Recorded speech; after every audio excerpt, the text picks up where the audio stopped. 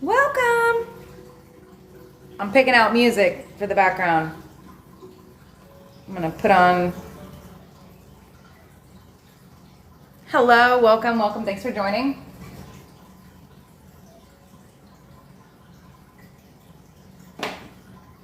Well, I have most definitely bit off more than I could chew this morning. I'm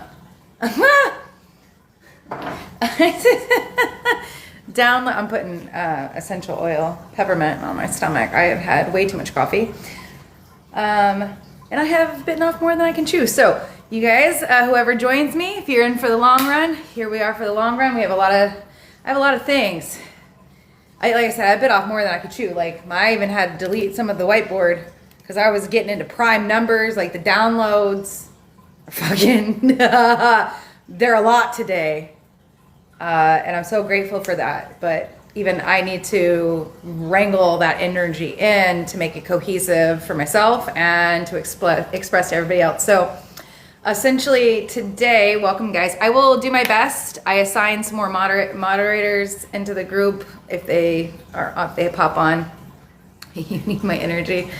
Well, you can build it. You can build your own. You know, we're all Build-A-Bears over here. And that's kind of what we're going to get into with the Mayan, the Tesseract. Okay, so fuck, that was a wormhole this morning that I jumped into, and I was like, just take me, and it did,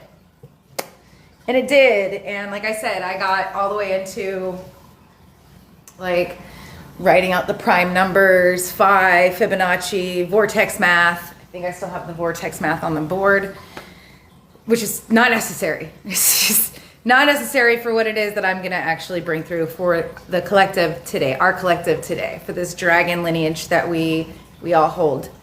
So welcome. Today we're going to dive into the Mayan calendar count, and also we have the sun, this moved into Gene Key 20, line 1 in sidereal astrology, which is true to where the planets are at in the using the 12 house system. Okay, so welcome, thanks for joining. How is this applicable to your life? Well, we want to expand. Like the person, I don't know your name, I couldn't even, that's in a different language anyway. So said, I need your energy. Need nothing, whatever. We're Build-A-Bears, okay? So we're building the mind. And that is exactly what Gene Key 20 is really talking about. Let's get into it. Okay. Maybe. I don't know. We got 14 people in here. Should I really start spewing all this with 14 people in the live? Then it's just going to be, the recording to this goes on to my YouTube channel. And if you're not subscribed to that, go subscribe to that so you get the, notifications when the uploads, the replays are uploaded to the YouTube. Okay. Holy macaroni. So my last live, which wasn't yesterday, I took the day of the new moon that was at Alcyon. The spiritual sun. And it's still there. It's still within the proxy. The sun is still within the proxy of Alcyon. The Pleiades star cluster. But anyway, so that was Gene Key 8, specifically Gene Key 8, line 6. But today the sun has ingressed into, I'll just put this one in my back pocket, into, where the hell is my other one? Okay. I gotta have a highlighter. Has ingressed into Gene Key 20. All right, line 1. And this Gene Key is known as the sacred Om. I know you can't see it in this, but it's known as the sacred Om. Thank you for the flowers. I appreciate that. And so the shadow, this is the shadow of superficiality, the gift of self-assurance, and the city of presence. So anything that I am talking about is to expand your sense of awareness of systems that we can incorporate into our daily life. Some people just stick with one, and that's totally fine. I give you an array of systems to work with, okay? That's what I use, an array of systems. The last live, I was talking about the synthesis with the Cabal and the Keylontics. That was to help a lot of people that are in the collective that have been oriented towards Keylontic science and get lost in the duality of it, the polarity and the story. And like I said before, you're not going to have a higher state of consciousness if you're in that much polarity and you're denying yourself the human experience and getting lost in all that fucking Keylontic sauce. Still appreciate it, but I see Ashiana Iyasha as more of a artist, and a lot of her stuff is her visual context and awareness of plasma bodies and just how things all work together within the body. But the systems that I use on a regular basis are, I use Western astrology or Western psychology, but I use sidereal mathematics. So I use sidereal astrology essentially, but with a Western psychology understanding. And I use the gene keys for the psychology. I use the gene key system, which is derived from human design, and the 64 gates, which deal with, also derived itself from the I Ching and the Book of Changes. Where's that book? I don't know. It's in here somewhere and I'm just not seeing it. Where the hell did I put the Book of Changes at? What the fuck ever, it doesn't matter. I was just going to show you a book. The Book of Changes. All right, and that's the 64 codons that deals with the binary, your DNA. That's all about what the gene keys is about. It's about your DNA and taking your consciousness from shadow and not being self-aware, and then how that shows up, which is the shadow consciousness, which if you get the gene keys manuscript, that's what you're going to learn.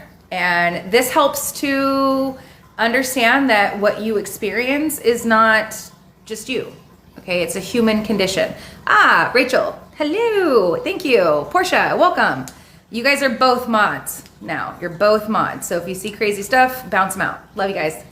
If you want to, you don't have to though, okay? You can totally just be here, be focused, but you have all permissions to do what you want to do with people, okay? Because I get going and I just don't see the comment section, okay? All right. So I use the gene keys in that sense, and I help, like, I'm just a speaker for it, okay? I teach the gene keys. I've been with the system for a decade. I also, which the gene keys is the I Ching, it's human design, it's astrology, it's encompassing all of that, okay, and psychology, and it's esoteric psychology. So it really helps us to understand that's a human condition, that we're all just expressing aspects of the human condition. And I also use the Mayan calendar, or the Mayan, the fucking Tesseract, essentially. And so that, the Mayan count is so fucking deep. Oh, geez. It is very intricate system. It's easy if you get the almanac. I went over that in my live, 2 days ago. But if you get the Mayan almanac from lawsoftime.org, okay, they're gonna come out with a new one in like a month, okay, so you can pre-order yours. But this is the gym. This is the gym. So why is the Mayan important? Well, because of this. Let me flip this around. Let me disconnect this and we will flip, because we need to talk about this. Okay. So this right here, this is your 441 Mayan count. Okay, the Holomind perceiver. All right. And every day there's a different activation that's being had. See the numbers here? Okay. All of the numbers through here. Then you would find these numbers, they come up on the book, like today. Okay, today's activation.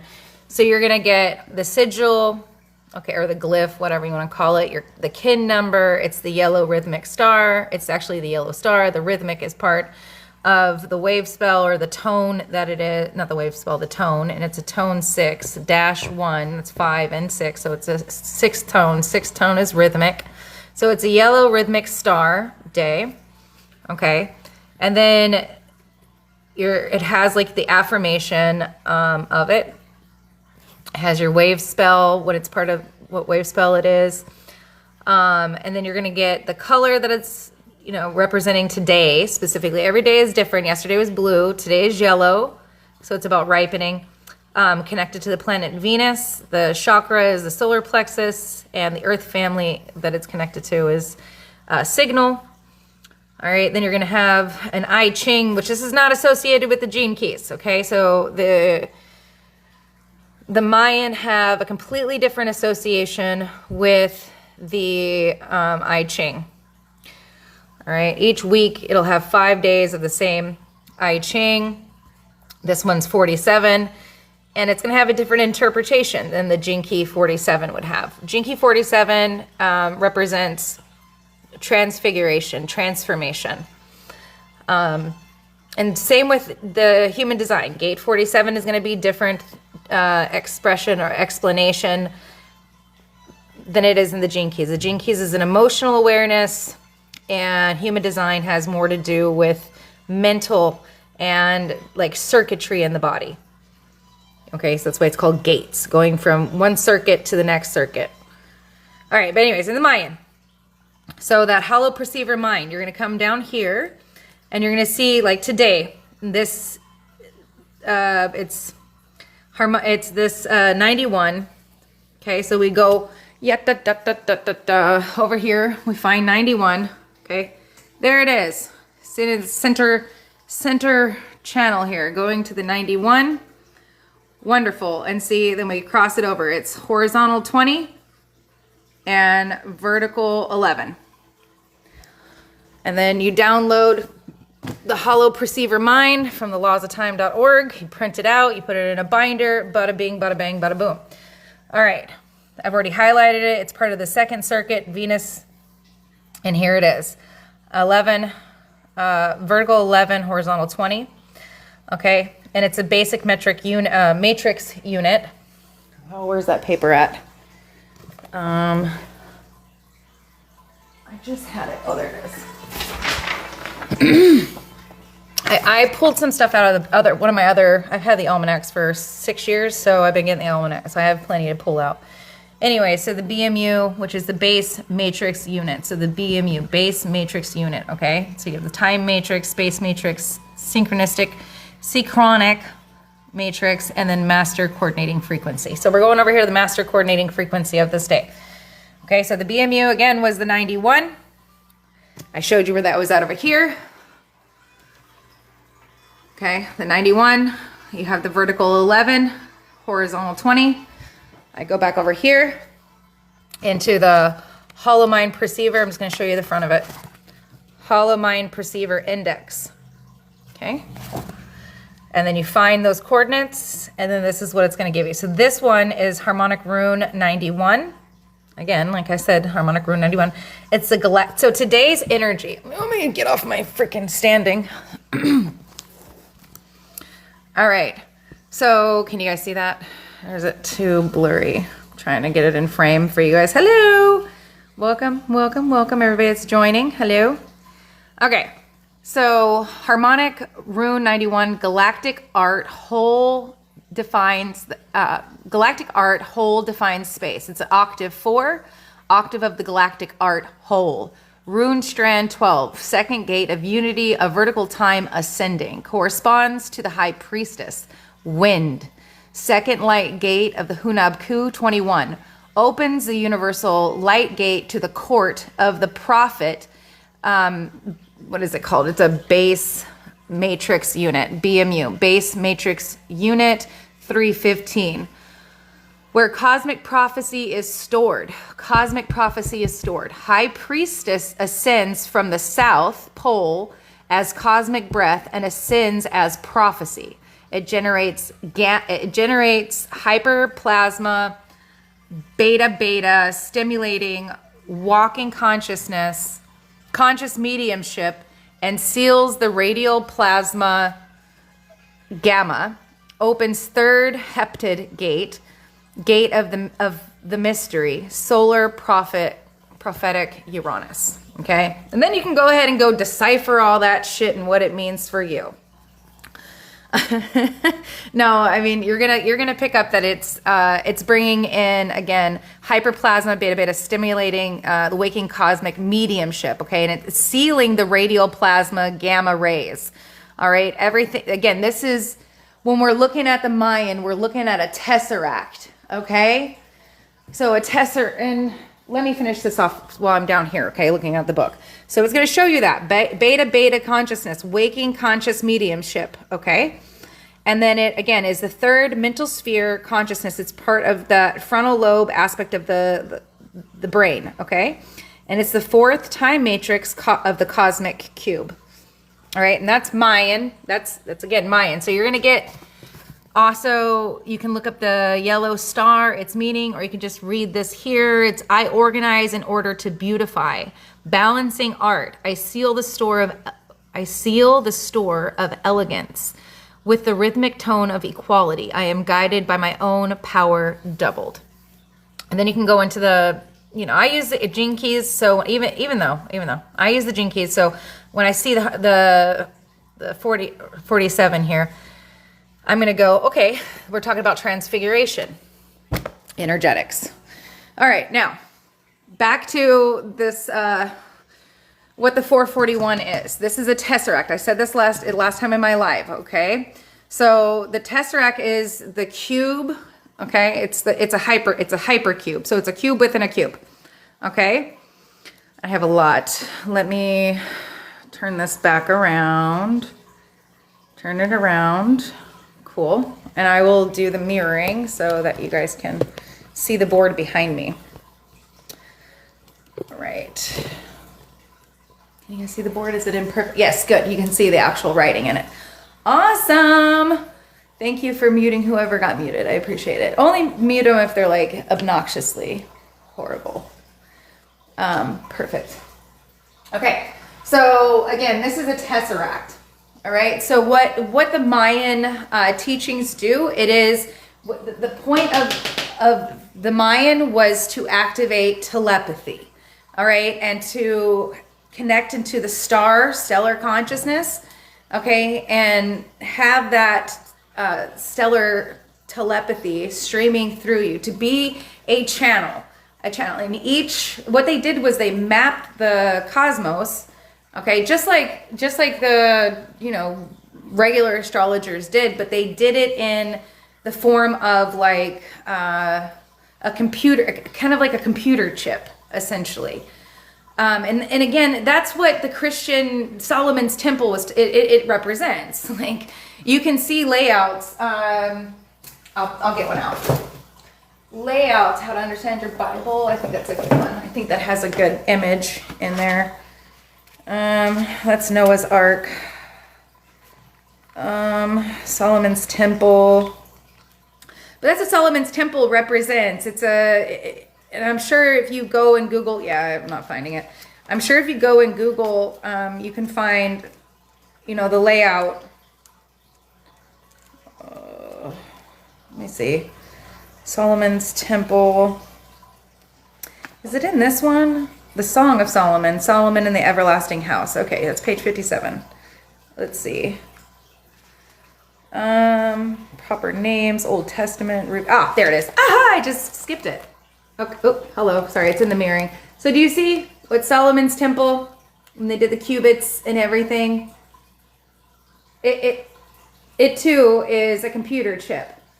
But, we've been bamboozled, brainwashed to believe it. I mean, they did build, Masons built, and again, the Bible is a Masonic text, and all Masons, like Jesus was a carpenter. That's another one for Mason. Okay, like they weren't bad. Like we're dealing with in the time of Satan right now. Okay, they weren't bad. They were builders. They were master builders. They built heaven on earth. All right, they brought the heavenly consciousness to the earthly realm, and they built that to sustain the higher coherence or like currents of energy, plasma, gases, okay, into the earthly realm, utilizing heaven. It was heaven and earth together. That's the age of the shaman. That's the sixth root race. All right, and it's subroot races. So I know in the esoteric community that a lot of people, and especially if you follow the Gene Keys in Human Design, or esoterics like Helena Blavatsky and Alice Bailey and Rudolf Steiner, they're all like, yeah, the coming of the sixth root race. No, baby, we've already had that. But they were unaware, like, how far back, like, the Christian reign actually was. And they were unaware of, you know, Tartaria. Like, they didn't have that connectedness. Their DNA was very fractured. And they were the great masters, teachers, healers of the early 20th century that brought in the New World Order, the New World leaders. They laid the foundations for the esoteric knowledge that we have today and the mathematics. And of course, they were able to tune into these frequencies because they were not being inundated and tuned into these frequencies with ease and effortlessness. Because they weren't being inundated with microwave frequencies. Okay? So, but it's for us to do, now we have like all of the access to all of the information. We have access to it with, you know, the internet. And so we can think for ourselves and we can appreciate them for the foundations that they did give us, but know that they're not the Holy Grail, and they too, we're missing information. Okay, so again, Solomon's temple is a computer chip, but it is, again, building the temple within. So you have your basic human squishy, animalistic, primal settings, the animalistic primal mind, and then your social cultural conditioning. Great. Now you become initiated, your soul is awakened, and it's time for you to decondition from what society has taught you and to become initiated into your higher self. And within that, we're building, the kingdom of heaven is within us, but we have to build a better circuitry. We have to build the connection to the cosmos, the higher consciousness fields, all right? And that's what our ancients knew. And we already had that sixth root race here. That's why we have the star forts. That's why we have the megalithic buildings they called churches and basilicas, all right? And star forts and all of these what the robber barons re-established, okay? Banks, government buildings, insane asylums, all that stuff. These were, again, like the computer chips, okay, of the cosmos. So wherever the stars were at, and not only was it these megalithic structures, but the Mayans as well, like the pyramid of Chichen Itza, that is actually a tesseract unfolded. We're like, well, why are the pyramids in South America, you know, square, and we have the pyramids in Egypt that are a prism or triangle, but a prism, right? Well, they're representing different things, different elements. So some represents the mind, and others represent the tesseract, which is the heart.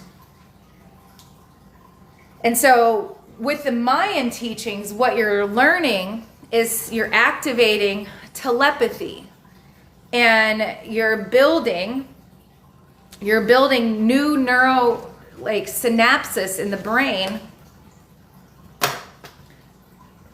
that connect you into the stars, but through the heart. And so that's what the Mayan cube is. It's a hypercube, and that's what a tesseract is. It's a hypercube. All right, so it's a fourth. I tried my best, y'all. I tried. I even looked up how to draw a fucking tesseract. But a cube within a cube. Okay, this took me 3 rounds to figure. It is not easy from. It's like, oh, my geometrically challenged brain. But why the stars? No. We're in the bottom of an electrical ocean. No. Yeah, the stars are the higher. Like, just think of like you're at a rave. It's a good example. You're at a rave. You got all those lights and the lasers that are going off, and you're down here, right? And the lights are like flashing different colors, and like the music is like amplifying whatever the fucking energy is that you're in, right? And so the stars are actually imprinting. They're imprinting. Everything starts in spirit. In the spirit realm, in the spirit, in the invisible, we call spirit the invisible space, spirit. So everything begins in spirit and then descends into form. And then that's where the 256 qubits, or the binary sequence, or the doubling sequence in your DNA, and the 256 qubits comes from. So that's the perfected cycles. The 256 is, let me get closer so you guys can actually see this. Okay, so it's over there. So the 256 is perfected cycles. It's the building blocks of manifestation. It's the harmony of the spheres. It's the map of consciousness. It's of cosmic geometry. And it's the perfect spatial temple of architecture. So this 256 is the perfected structural containment. It's the Saturnian grid that locks space and time into place. Okay? So the 256 deals with Saturn. Saturn's not evil. It's just time, and it's structure. It's the cosmic root chakra. It's the foundation for all form, physical, for the platonic solids. That's the square. That becomes cubed. Okay, so it's the largest planet, Saturn, largest. And its geometry deals with the octave and the eighths and the perfect octave, and that's all what this goes into. So the 8 is 3D cube. So the Tesseract is 8 3D cubes. It's 8 3D cubes, and so 8 is, it's a 4D hypercube, or 8 3D cubes. It is, again, like a Solomon's temple, a representation of the qubits or the consciousness structure, but it's hyperdimensional, it's 4th dimensional. So the cube within a cube is what that is. So there's 8 cubic cells, there's 16 vertices, there's 24 faces, there's 32 edges. And so it's 8, 16, 24, 32. That's that doubling again. 8, 16, 32, and then we have 64. Okay, that goes with that binary, the doubling, okay?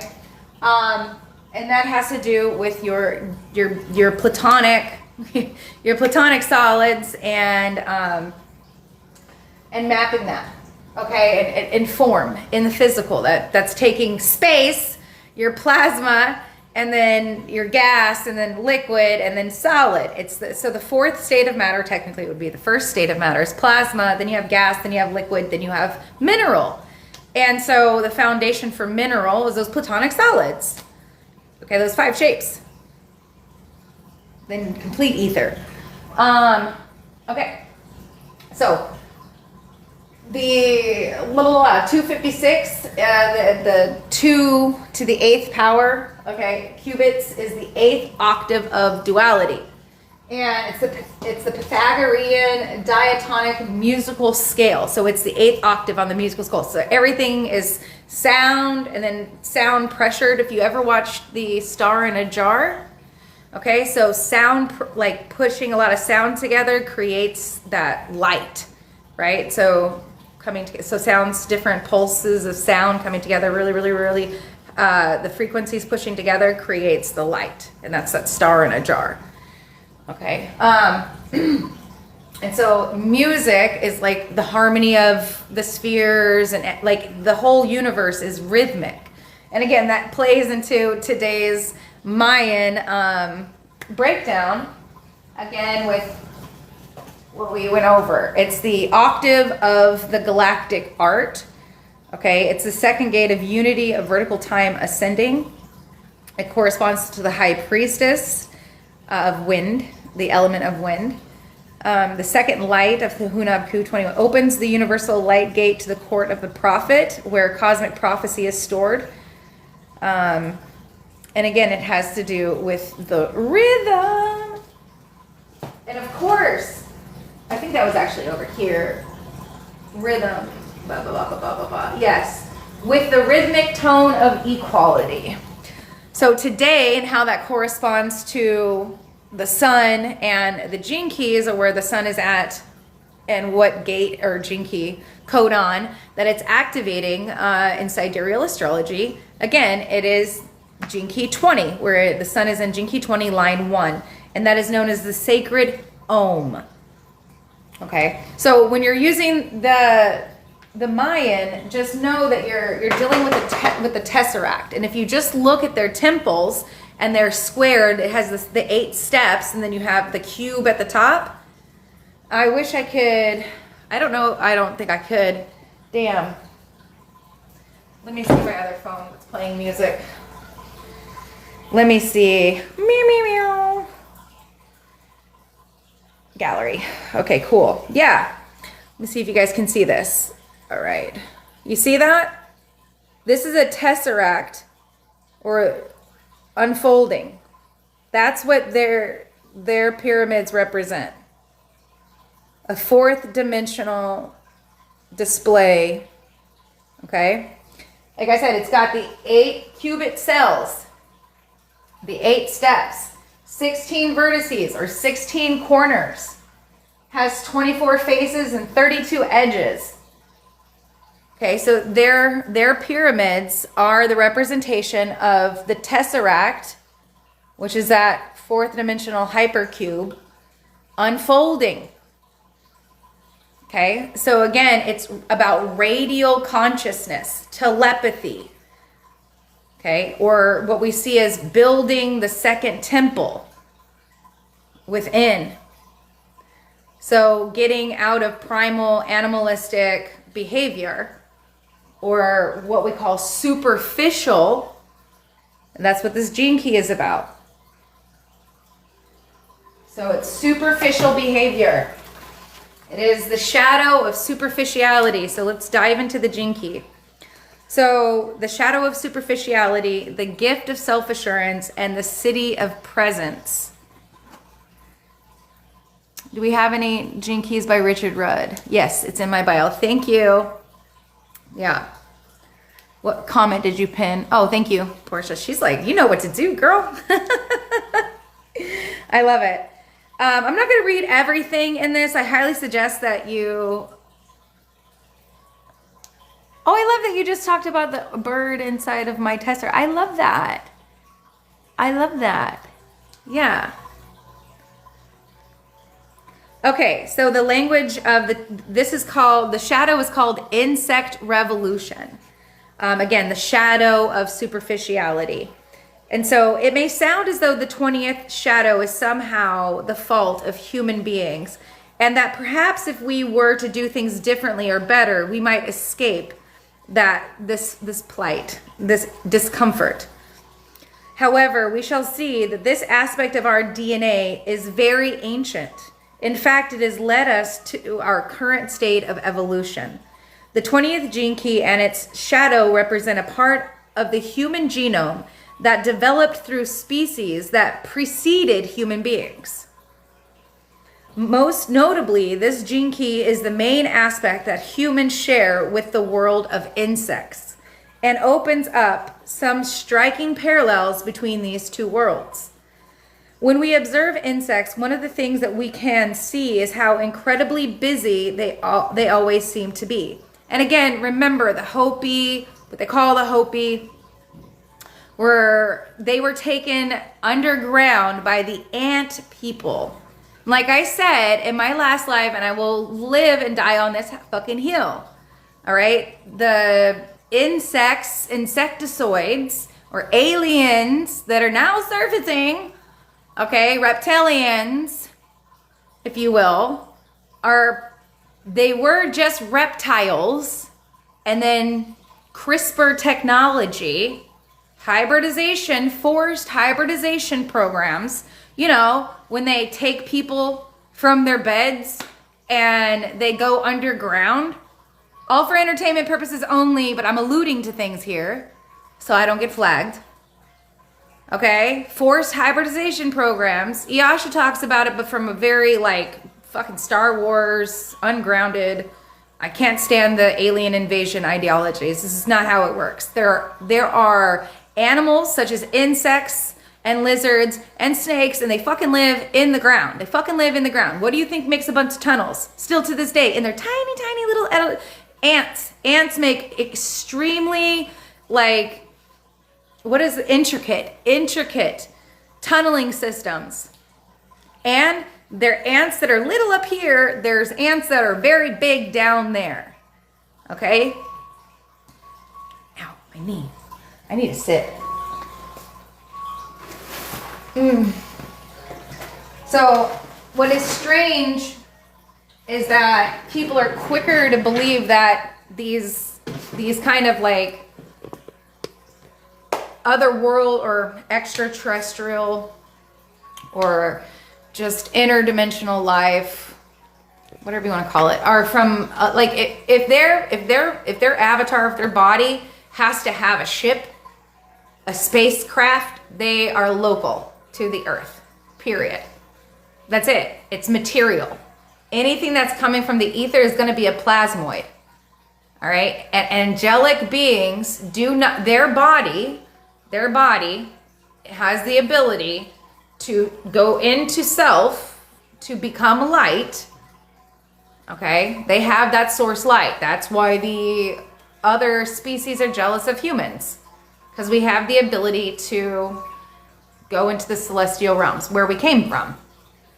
But we descended, I'm going all over the place with this, but we descended from the celestial realms to embody all of the elemental aspects of the human and the Deva kingdom, the Devic kingdom, the elemental kingdom, the mineral, the vegetable, the animal, and the lower mind of man to become the fully embodied angelic self. Merkaba, yeah. Okay, but my point is people are so quick to be like, yeah, they're from outer space, blah. Well, because you're brainwashed and with Hollyweird. That's the propaganda. Oh, it's outside of you. Actually, it's inside the earth. It's literally inside the earth. So yeah. Makes a hell of a lot more sense there. Let me turn this down. Okay, so continuing on. All right, so where am I at?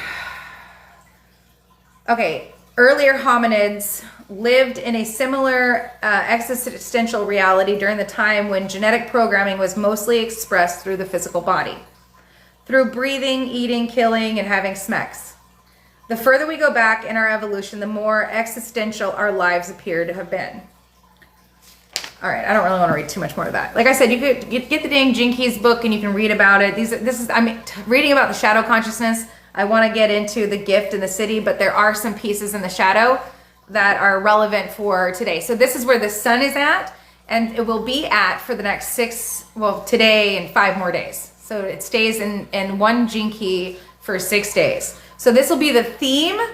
This is a theme that is going to be in the illuminated in the collective consciousness, because that's what the sun does. It illuminates, okay? It brings to the surface the self-awareness. So the shadow of superficiality and the gift of self-assuredness and the city of presence. Okay, and again, this is called the sacred Om. So it's returning to the Om presence. Again, this plays into my transmission from 2 days ago, this morning, actually 2 days ago, this morning. Okay, all is returning to source. Om, presence, home. Okay, through the evolution of the second temple, which has already been created, because Christianity, what their indoctrinated crap and the coming of the second Christ, blah, blah, blah, all that stuff. It's already over. It's already been done. We are in the short period of Satan, or the time of Kali Yuga, the destruction of all and the returning to home, returning to Om, the sacred Om, the first sound, Om, that created the universe. Yes, yes, yes. Okay, so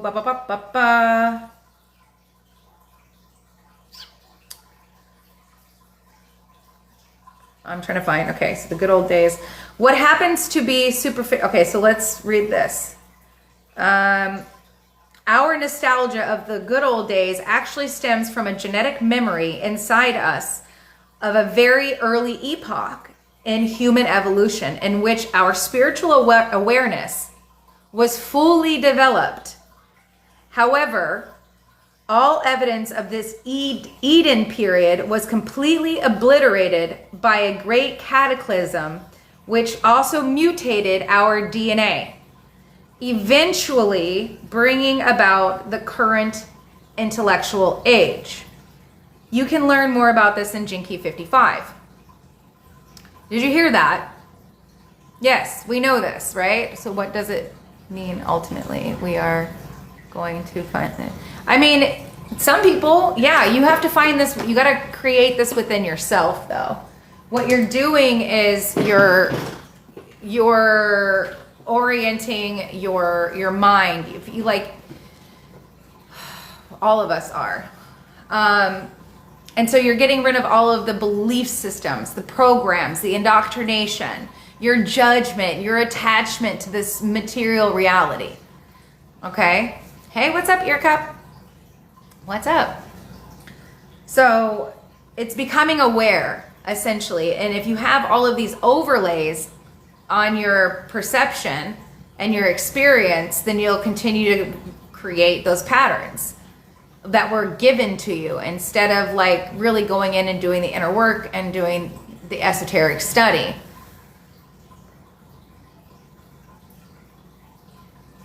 Oh, don't ever try to convince your spouses. That's pointless. The journey is not for them, it's for you. Yeah. Never. That's a waste of time. Your precious time. Okay, anyway, so however, all right, so again, this genetic memory was inside, it was like that we have of Eden, was a memory from earlier in the human evolution. All right, and because of the cataclysm, that is what mutated our DNA, not the fucking Anunnaki. Okay? Not the fucking Anunnaki. The Sumers were just another part of the fifth root race. And they had a creation story. Stop listening to Billy Carson. He's a fucktard. So fucking. Anyways, eventually bringing about the current intellectual age. So what appears to be superficiality, which is what Billy Carson is superficial. And a lot of the material that they got, you know, even though like, it's so sad. There's so much information that's available, especially, submit feedback. Hold on. Submit feedback.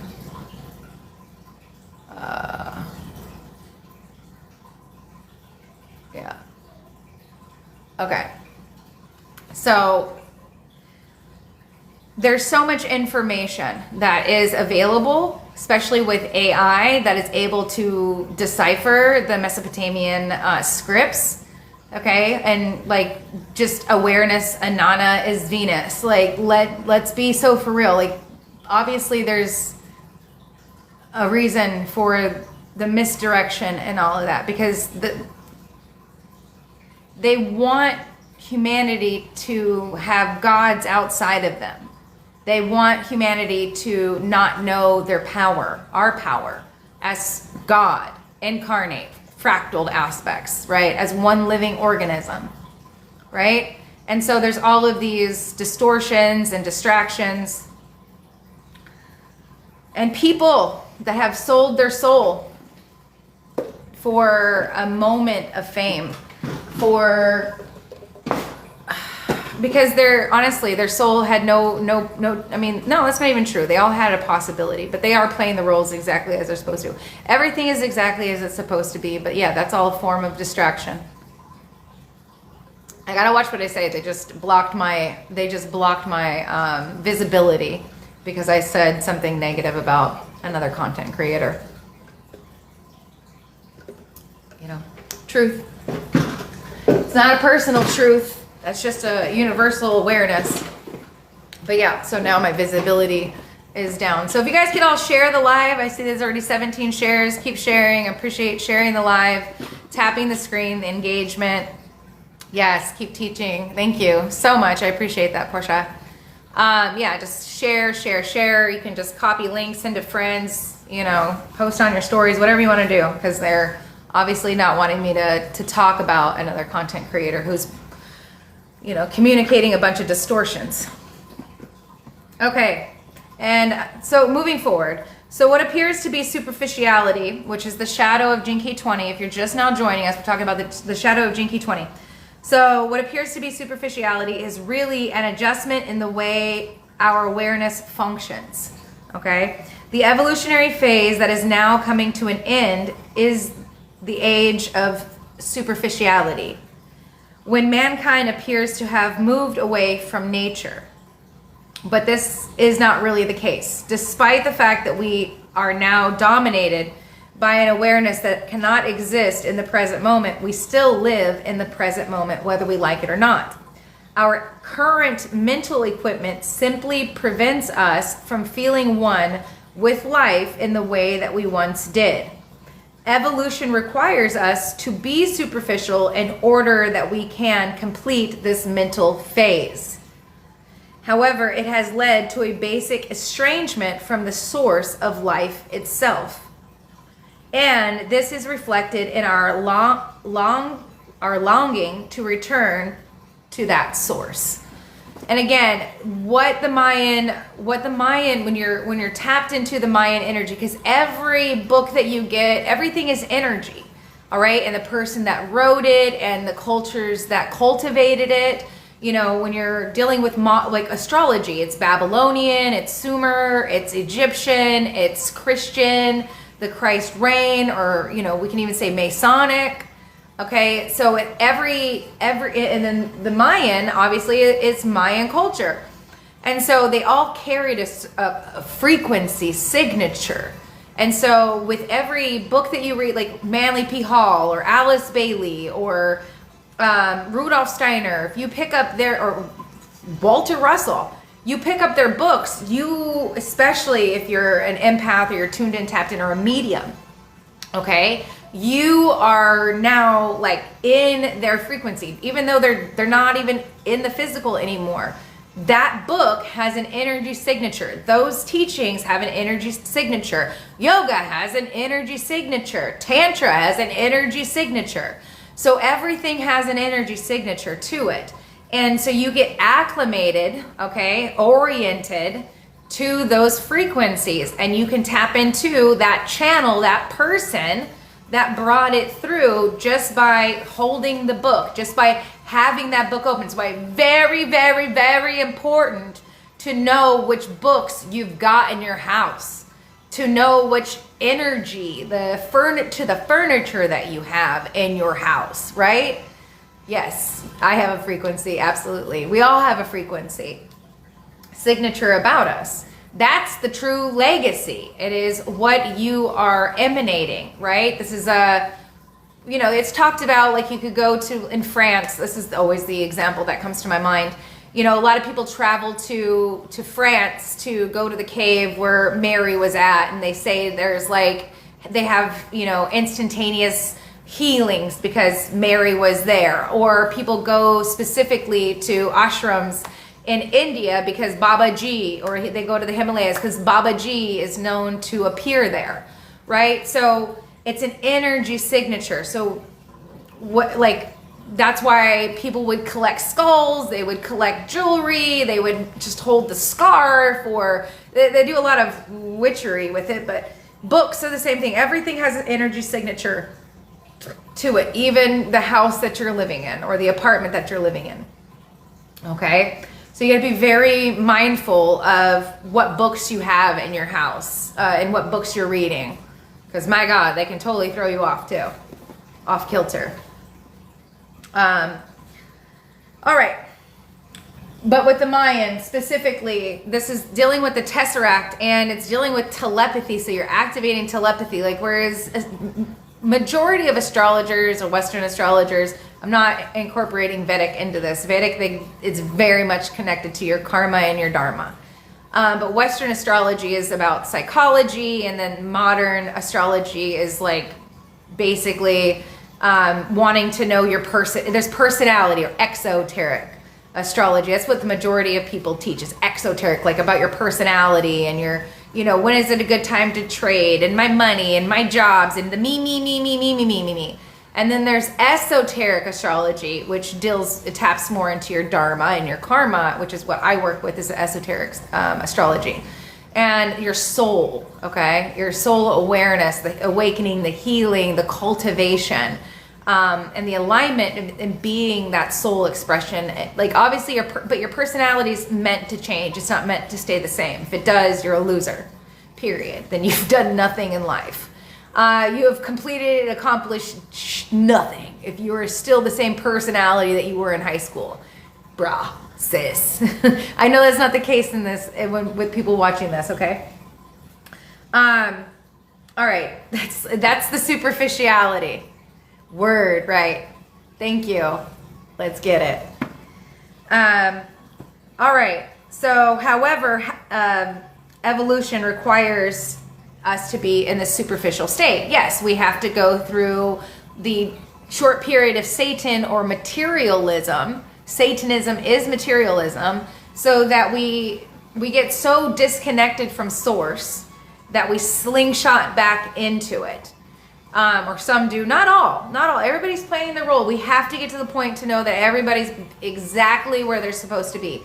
And that's where judgment comes in. I know, I still have judgments. I still have my judgments. Okay, because I get annoyed. I'm like, how dare you lead people astray? And I'm like, fuck. That's exactly what the ancient sages would do in India. Like, it's like that joke whenever you get your driver's permit and your parents go, I need you to go get me some blinker fluid, right? And you're like, oh yeah, and you go into like CarQuest or AutoZone or whatever, and you're like, I'm looking for some blinker fluid, you know? And they're like, that doesn't exist. You know, like the sages would send you on these pointless journeys just so that you would come back into yourselves. They're also known as Zen quos. They would give you like a riddle to ponder on, and you would sit there and meditate and try to get to the depth of like what they meant by that saying, just to come out and be like, that was pointless. And the Zen master or the Buddha or whatever, the sage would be like, of course it was. But what did you learn about yourself?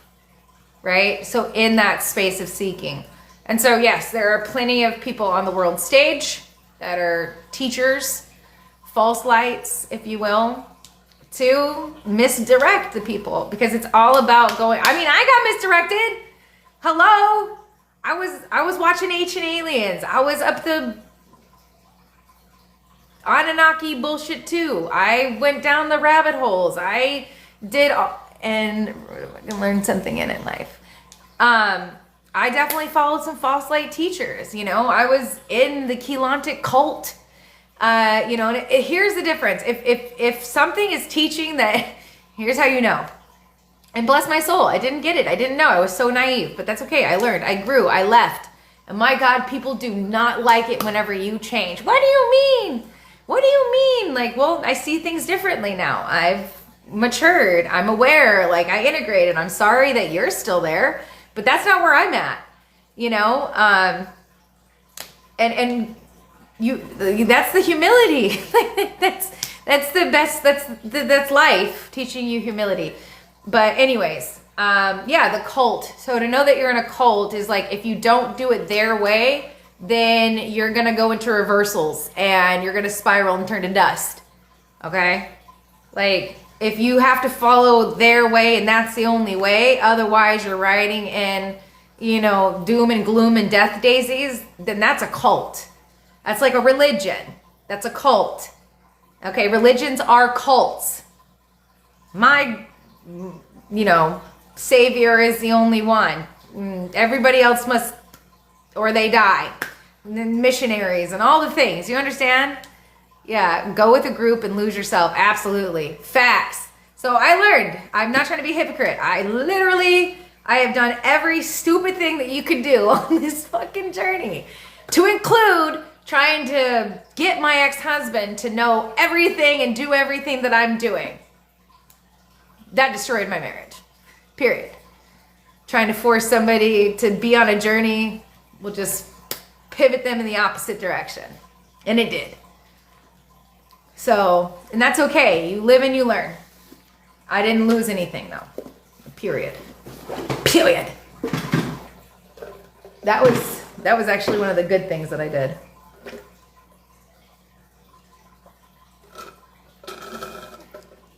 Coffee. You're welcome. You're welcome. I haven't even really said much. I don't even know if any of this thing makes sense right now. I've kind of gone on to so many side quests. And you know, coffee actually keeps me like linear. Oh, for saying that. You're welcome. No shame in my game. I got no fucking thing to hide. I don't care. I've been on this journey. My journey's been pretty public. I've done a lot of shit in the background, a lot of healing in the background. But yeah, even my Instagram, man, I had made so many lives. It's so sad too, because like nobody reached out to tell me like the amount of psychological warfare that I was under. Nobody reached out to tell me that like what I was going through was abuse. I just had people. I had one. She's not even a friend, but I had somebody reach out. She's not a friend anymore. I realize that, but I had a woman reach out because I had made an Instagram live and I started talking about like the abuse that was going on in the home. And like physical abuse, child abuse that was going on in the home. And I was like an emotional wreck, right? And I'm doing the gene keys, kind of like I am right now, but I was doing the gene keys. But I wasn't emotionally developed to the level that I am right now. I mean, this is like 6 years ago. Anyways, and I talked about out loud the incident that had happened in the live, and I reposted the live and it automatically reposted to Facebook. And I had somebody from Facebook tell me, I think you might want to take that down. That's a lot of information, your private information. Instead of being like, hey, I watched your video and I see that you're in a lot of abuse right now. Can I help you? Is there anything I could do? They're just like, no, you're airing your dirty laundry out. I think you should take it down, essentially, you know? And because I was raised in such abuse in my life, in my childhood, it was normal. I consider that. No, it took like after that post and leaving him again. That's when it was in 2020 when I started, when I learned about narcissism. I didn't know what it was. And narcissistic abuse and handlers and things like that. And so in 2020, I began studying narcissism and realizing things. But my stupid ass was like, I think you're a narcissist, which don't do that. Don't do that. And you know, we all have narcissistic tendencies, and that person's not legally diagnosed because they would never go to a doctor or a therapist because, you know, psychology is hocus pocus. It's not real, and they're God, and nothing is wrong with them. But anyways, 2020, I began studying about narcissism, and then I started taking it on as myself. Because like I said, I was trying to have conversations with that person, and it kept getting turned back onto me, and I didn't know about Darvo. I didn't know about a lot of things, and so I suffered even more mental and emotional abuse and neglect and more cheating and then somehow that turned out to be my fault. And so there was a lot of, I went through a lot of abuse. Even, yeah, it was bad. It was bad. It was pretty bad. So like I said, I've gone through every bit of this journey, and I've gone through a lot in this journey. And again, when I'm up here sharing, you know, I'm not too humble to admit when I'm wrong, or if I'm presented with new information, to see how that works into everything. That's why I synthesize, because I'm like, okay, well, everything's got to work together to an extent, you know, and we just have to find that common thread. And, you know, the lessons that I got out of that relationship were like, I'm so grateful for them. I'm so grateful on a soul level for that experience, because it took so much trauma for me to realize what I was allowing. The level of self-worth I didn't have. I thought I did. I had a fake sense of self-confidence and self-worth. But that relationship really made me choose me and stop with these cycles of abuse. And so I'm super grateful, because my soul obviously came in for that, and I needed to learn that lesson. And I did, even though it took a long time to learn it or to comprehend it. You know, I'm super grateful for it. I am. I'm not even mad. Like, I don't even fucking care anymore. Like, that's the level of healing that's happened. Like, I do not care. Like, I'm like, good. I obviously needed it. Like, I don't wish ill or anything. I don't, you know, like, only thing I say is, I hope you mature. I hope you become a better person. That's it. Because I became a better person. So I don't want to wish anything ill onto anybody ever. Because I know what you put out, you get back. And I just don't want that for anybody. I really just want everybody in this, you know, that we're in this hologram with to really grow, you know. Much love. Thank you. Are you leaving? All right. So the mind. Let's get back to Jinky. Let's get back to Jinky. She said, same. Glad it's over. Super grateful for all the growth. Exactly. I know. I had a teacher, not that they know who I am, but I guess I could just say I came across a video one time, you know, that said our greatest teachers, you know, are our arch enemies, nemesis here on the earth. Like, those are our greatest soul connections in the higher realms, if you will, are the ones that come into this life to play the arch nemesis in our reality. And I'm like, I get that now. I can see that, because it takes so much love. Like, I don't know, that seems really distorted, but that's the paradox, right? It takes a lot of love to come in and play the victim, to play the perpetrator, to be the villain in somebody's story. That's powerful shit right there. So, all right. That takes time to get to. You don't have to agree with me, and you can be in whatever emotional experience that you're in right now, and that's also 100% cool. All right. Oh, I got the little puzzle piece coming across the screen. Okay. This is an hour, a lot of love. Okay, so superficiality, and again, we all have the coding for the Edonic state from the earlier epoch that through a great cataclysm was mutated, the memory was lost, and the DNA was mutated. Okay? Not by the Anunnaki, but by the cataclysms. Okay? Our current mental equipment, all right, our brain, the mind prevents us from feeling one with life. When superficiality is translated into action, it becomes blind activity, just for the sake of activity. Blind activities, just for the sake of activity. Oh, thank you, Tarla. Thank you, sis. Thank you for the love, for the flowers. Those are beautiful.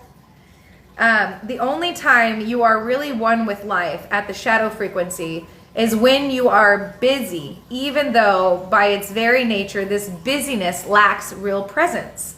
Rather, it is an absence of awareness. This makes human beings seem similar to insects. We are programmed to be incredibly busy on an individual level. However, unlike certain insect societies, we do not yet operate as a collective. The programming partner of the 20th shadow is the 34th shadow of force, which is about self-absorption. When your activity lacks awareness, it becomes a destructive force that plays or wreaks havoc with your environment. These two shadows manifest activity or lack of activity in response to the situations created by your mind. Only when the mind has been overridden by our future awareness, rooted in the solar plexus, can consciousness begin to manifest activity that no longer meets resistance. This is what the Buddha referred to as right action. Right action occurs when the frequency of your DNA lifts you out of the shadow states, at which point all your activity emerges naturally and harmoniously. No force. No force. Okay? Only in this final phase of our evolution will mankind begin to imitate the more complex insect societies such as ants or bees, as consciousness begins to breathe through every single individual, thus melding the collective into one. So obviously the messages that I was putting out earlier this morning in my videos, literally rolled out of bed and I was like, all right, I didn't even brush my teeth or wash my face. I just made those videos this morning in my jammy jams, okay? What book is this? It's called The Gene Keys, and it's located in my bio. Okay. The manuscript, Gene Keys by Richard Rudd. All right, so what I was saying, all is returning to the source. So with our hologram and like this journey, what I can tell you from my experience, okay, is like I was talking about in those videos, it's like we've projected everything externally. Everything externally. Now it's all about coming into wholeness, embodiment, returning to the sacred Om, the home, returning to the source within you, right? And building that coherence, that relationship with the natural organic rhythm, right? Being in the rhythmic pattern, the breath, with nature. And again, that's why, you know, we work with the Mayan calendar, the 364 days, one day at a time. And it's this, that one day at a time is equal to the astrology, the day that is technically the Jubilee, the day of Jubilee, the one day at a time. The Mayan call it the day at a time, which they, exonerate this on July 25th. All right, but it's the same with the sun being in the winter, on the winter solstice, okay, on the 21st and 22nd, the sun stays at the same degree, okay? And then they say there's 365 days. There's not. It is 364 because the sun stands still. Okay, for one like 2 days. So it's the same degree for 2 days. And then it begins its descent or its ascent out of the tomb of darkness of winter and starts rising into spring to be reborn. Okay? So there's 364 days. And yeah, the sun. 364 days. There's 13 months. And that is 28 days each, and that's equal, okay? And then that's also mathematically like correct, okay, for the 13, and that deals with the Fibonacci sequence as well, that 13, okay? So the binary is internal, it's eternal, internal mathematics structure, the doubling sequence or the binary. And then from within us, we see from the whole within, we have projected fractal, Fibonacci, fractal, we have projected the fractal reality. So within us is whole, binary doubling sequence, to see it fractaled, broken in two, fractalized in our holographic, our projected reality. Okay? And then that's where you're getting the 8, the 13, 21, 34, 55. Okay? And what you're dealing with the DNA is the inside, and that's your doubling binary. Okay? And that 250 qubits, again, that's the 256 qubits of the 8th octave, which is Saturn. And Saturn is the bridge. All right? He is part of the the third ray, active intelligence. I'm sorry. The third ray, and that third ray, if you're not familiar with rayology, this is going to go way over your head, but you can listen to be informed. So the rays, the cosmic rays, or the Elohim is what they are. The Elohim, the cosmic rays, the 7 rays of creation. And then you have your 3 cosmic, the Holy Trinity. Okay, and so that is Ursa Major, the Pleiades, and Sirius. That's the celestial aspect to it. And then the planetary aspect, you'll have different planets with different rays. Now the third ray connects with Sirius. All right? And Sirius connects to Saturn. And Saturn connects to Earth. It is the form, the geometry, the structure, the 8th octave, the structure that creates the physical, or holds the resonance for the physical, or the cube.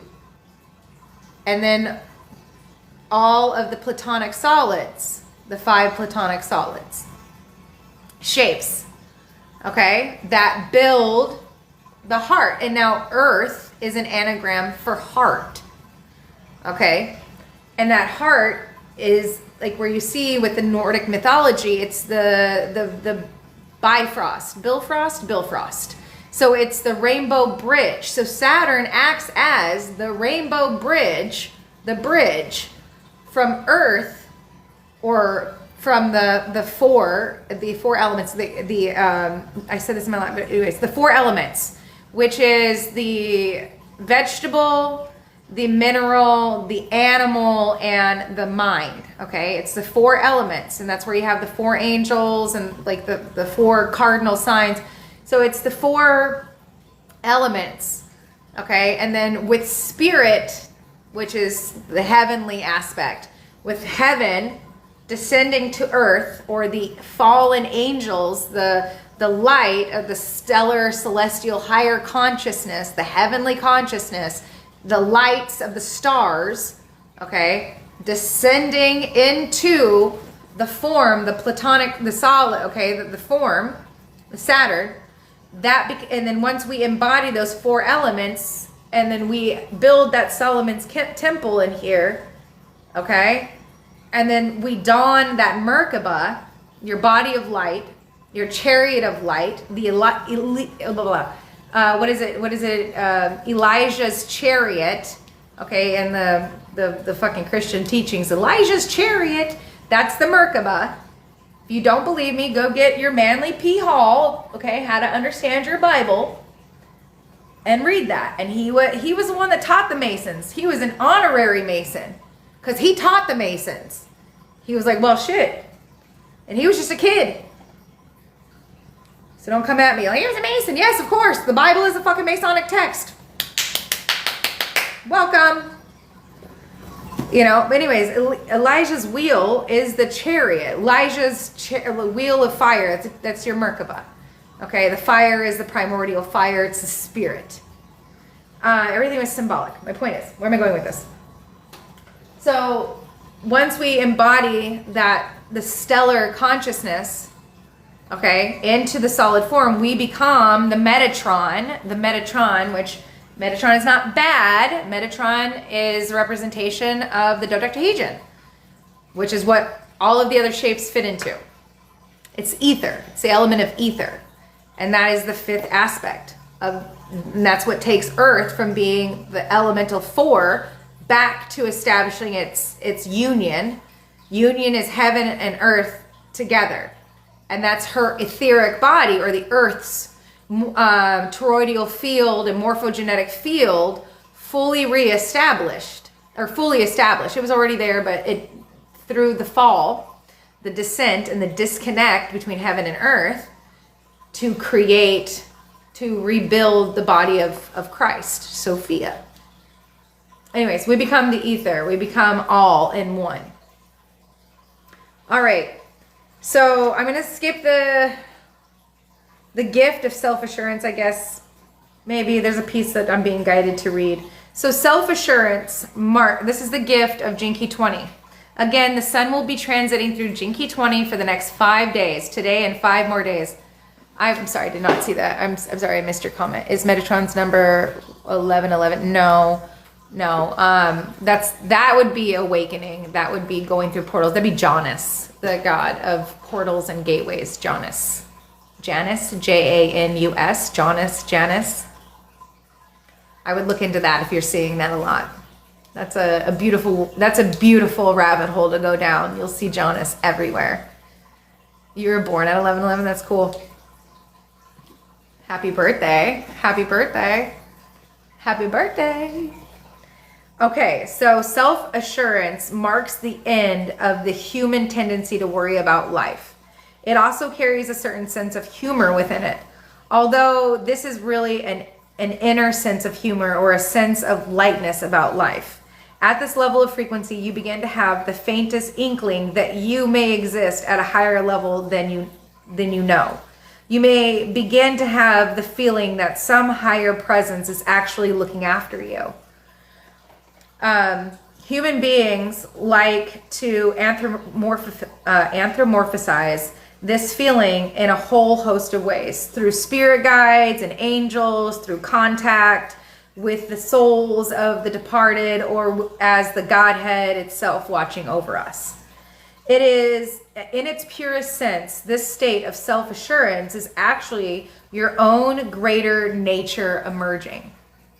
Again, nothing outside of you.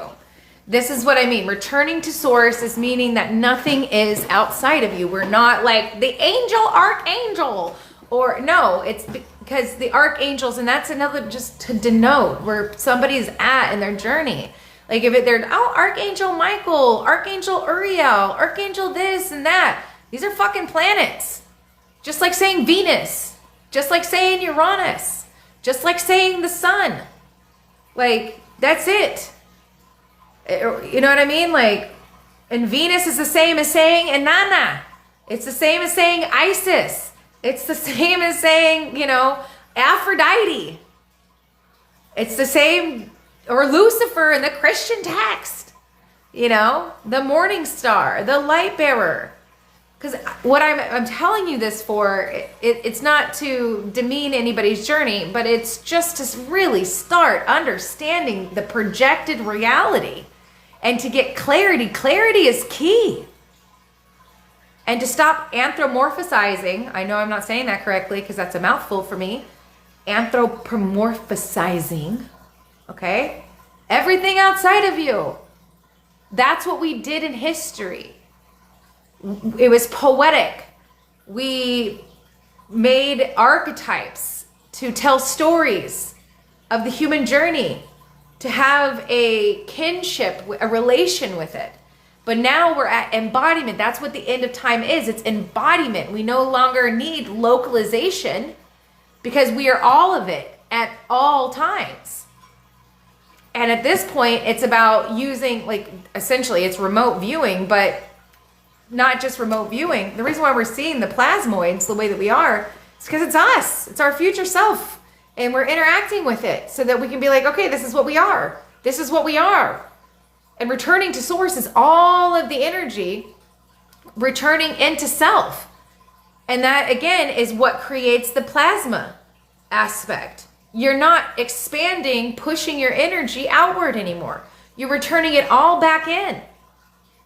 And then that's the plasmoid. And then that's the eternal, immortal self. All things happening at all time, and then we can just remote view. That's where I want to be. That's what I want to experience. This is what I want to look like. This is what I want to incarnate as. I want to be a fish. I want to be a bird. I want to be a lion. I want to be a human. I want to be a man. I want to be a woman. And then you shape shift. But that takes absolute fucking nothing outside of you awareness. And just because I can say it doesn't even mean that my subconscious and my DNA is in coherence with that yet. I'm still in the human experience. But at fucking least, I'm aware. But that's what we need to get the collective to, is awareness, is the level of comprehension of it. Instead of projecting, oh, it's aliens outside of us. It's outside. The ego wants you to have external authority because it's a child. It wants a mommy and daddy. But here's the thing about not having parents anymore. And I can speak from this.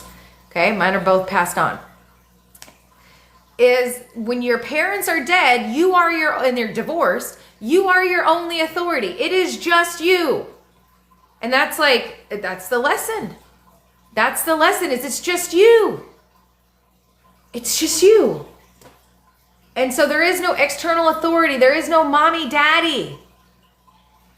There is no God above and God's below. It is all within you, generating the reality from within you. Nobody to save you. Nobody to come in and clean up your fucking mess.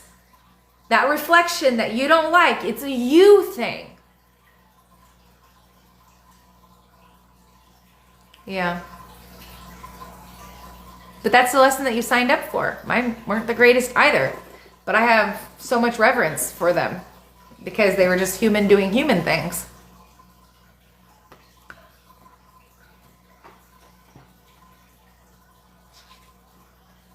Okay. So the 20th gift prepares the ground. So let me go back to this. Okay. So in its purest sense, this state of self-assuredness is actually your own greater nature emerging. It is a sign that more consciousness is being allowed to incarnate into the physical vehicle. Ironically, the more you anthropomorphize this feeling, the less it grows, because it is taking it back into the realm of the mind where it truly doesn't belong. What is occurring at this gift level is that you are beginning to experiment with humanity's future instrument of awareness. Okay, it's that telepathy. It's the radial consciousness. So within the human body are contained the genetic instructions for a higher mutation. And the foundation, the functioning of the solar plexus and the heart. Once an individual mutation of this kind has been triggered, a whole new level of awareness functioning becomes available to you. The 20th gene key prepares the ground for this higher mutation, and we will see its full manifestation in the 20th city. Your self-assuredness is directly equivalent to your ability to escape being victim of your mind. As you begin to learn this knack, you experience the subtle expansion of a meditative awareness, an ability to witness your mind without being caught up in it. This sense of spaciousness continues to grow within you, and as you let go more deeply into it, it seems as though you are in the grip of another force outside yourself. This byproduct of this expansion is the quality of self-assuredness. The continual feeling that everything is going to be all right. At this stage, a kind of relief dawns within you. You no longer have to try and control life. On the contrary, you now allow life to move you. Okay? The awareness that emanates from the heart and solar plexus is based upon surrender. In this sense, it is about tapping a very powerful universal feminine power. Magnetism. Again, magnetism here. So the intuition of the gut and the sensory, listening to the energy that's coming in through your intuitive nature, which is through the gut. And then allowing the heart, which is the magnetism in the heart cells, right? The magnetism to draw more of that light in. Okay? So the awareness that emanates from these centers is based upon surrender. In this case, it is about tapping into that very powerful universal feminine energy. It may come as a shock to some that the power of self-assuredness is based upon surrender rather than assertion. Thank you for all of the TikTok gifts. Thank you, guys. Self-assurance is far more than simple confidence, which can be built up through assertion or technique. The 20th gift can only be cultivated through trust, patience, and surrender, none of which are techniques. Oh, thank you, Sunny. Thank you.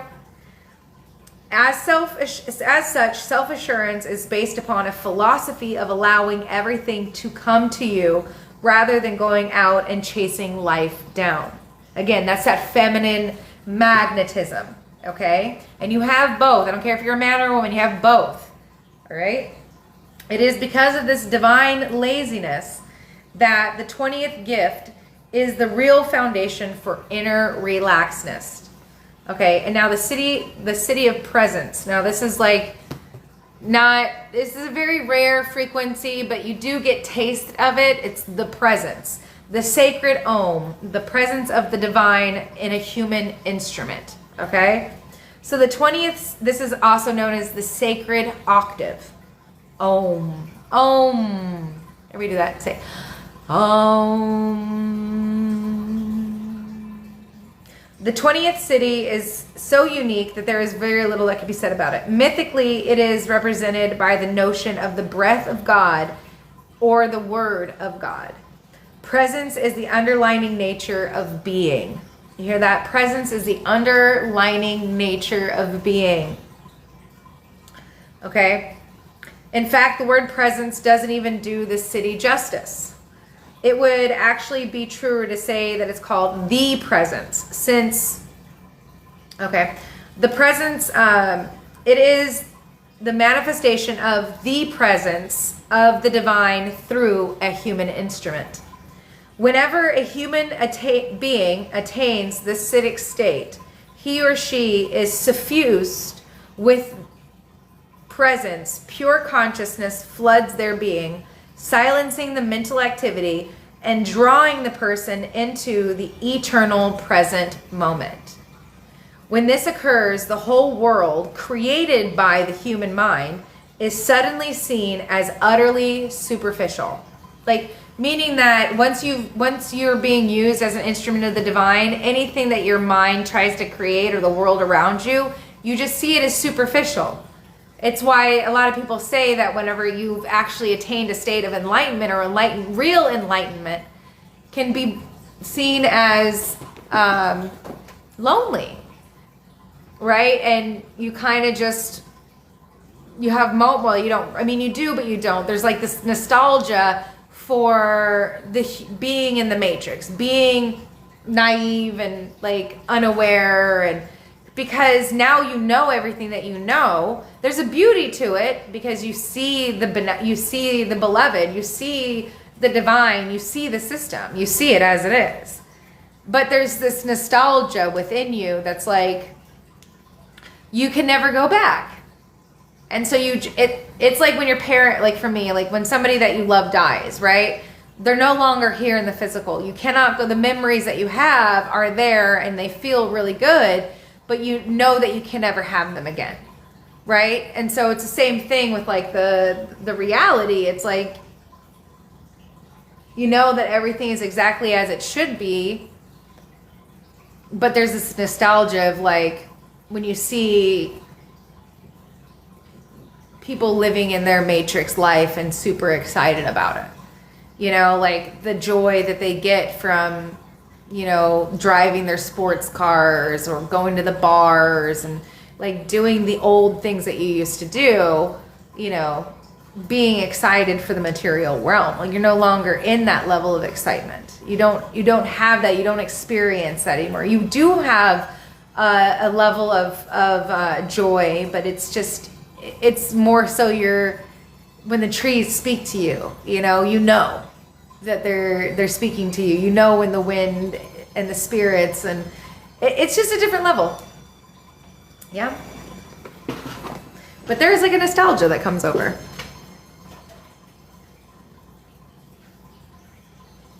Okay, so in the state of presence, the individual is no more. Okay, the presence is experienced as everywhere and inherent in everything, and is where we get the term omnipresence from. Oh, thank you, Tarla. Thank you, Mark, or Market. Thank you. So in the state of presence, the individual is no more. Okay, you may find yourself sitting in the same spot for 3 days, and it seems as though not a single second has passed. Time dissolves into the background consciousness of all being. When you experience a brief moment of deja vu, you are tasting the purity of a moment of true presence, in which the present moment becomes a funnel for both the past and the future, momentarily intensifying and transcending them. The presence is also extraordinary in that it can be felt by anyone. When this city has flowered in a person, it actually creates a subtle atmosphere around itself. A kind of silent ease. Thanks, Jen, for joining the fan club. It's 13:23, so 1, 2, 3. It's 1, 2, 3. Ready, set, go.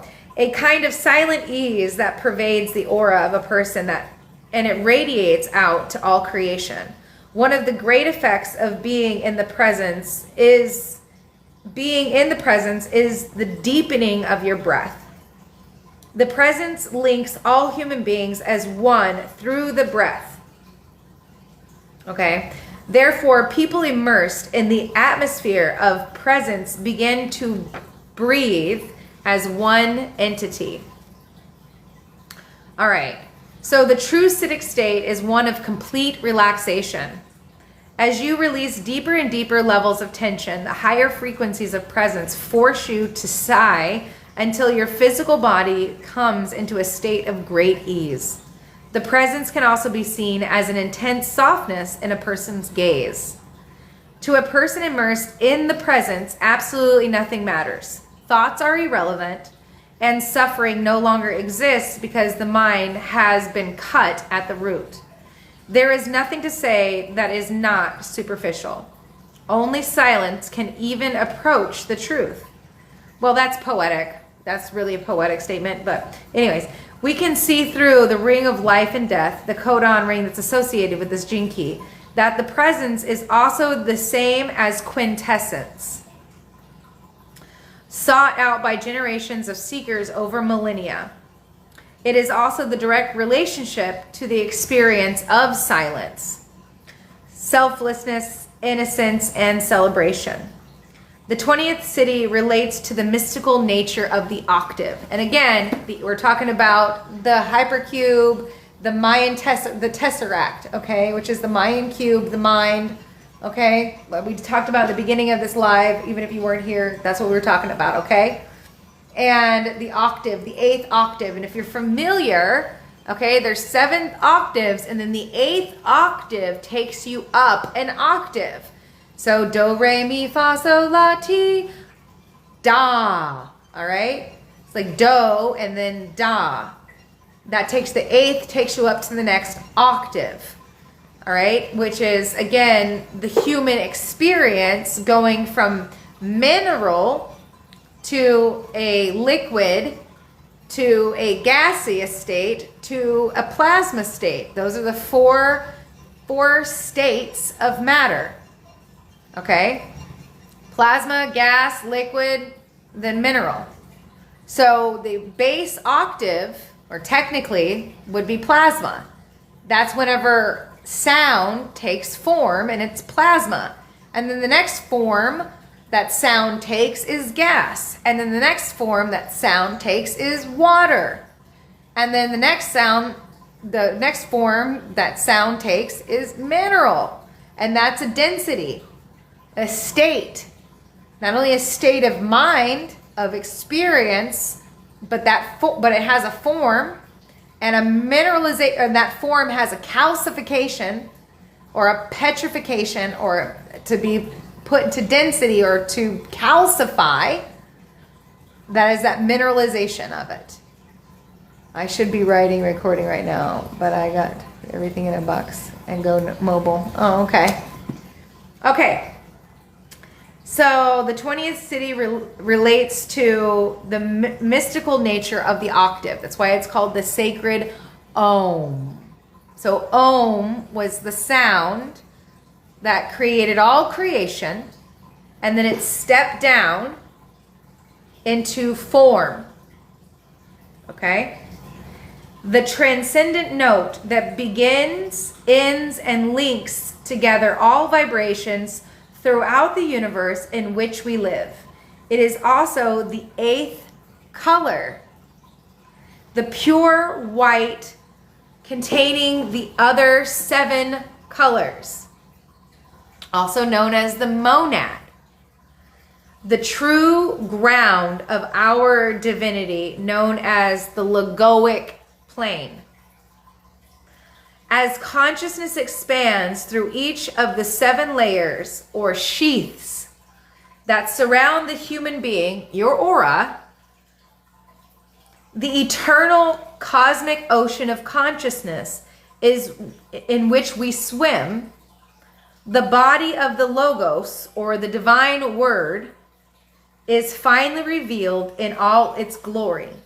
The logoic sphere, the 8th transcendent plane, is beyond humanity, beyond words, and beyond form. The 7 sacred bodies of humanity are as follows. Thank you for the love. The 7 sacred bodies of humanity. The first one is the physical. The second is the astral. The third is the mental. The fourth is the causal. The fifth is the buddhic. The sixth is the atomic. The 7th is the monadic. And the 8th is the logoic. So once the presence opens inside someone, it is difficult for them to maintain a role in the world because there is nothing of importance to them in the world outside. Such people no longer fit into society, neither can they explain their reality to anyone else. All they can do is go on existing, allowing life to bring them the experiences it brings, even though it is all simply uninteresting to them. That's what I mean. Like, there's a nostalgia. It's not to say that you want to be back in the human experience, but there's a nostalgia to when you see and you observe people in it. And it's actually quite beautiful because then you're like, oh, okay. Like, you can live through them, like, because you understand the inherent oneness. Thank you. Hello. Okay. So the present sweeps everything before it, ending desire, sex, thought, even feeling. These people no longer feel anything but the presence itself. Even the deepest human genetic programs, the urge to eat and survive, are swallowed up by the majesty of the presence. Some people who have entered this state actually have to be force-fed in order to stay alive. However, in most people, the human habits remain and continue to function, even though they are really understood as non-essential to the continuousness of consciousness. Thank you, thank you, thank you. I appreciate this. In the world of the future, the 20th city will eventually absorb humanity. When it does, we will enter an eternal world. A world in which mind will no longer have any role other than to help us communicate. Through the mutation that takes place within the solar plexus and the heart, the 20th city will finally allow humanity to be at ease. Thank you.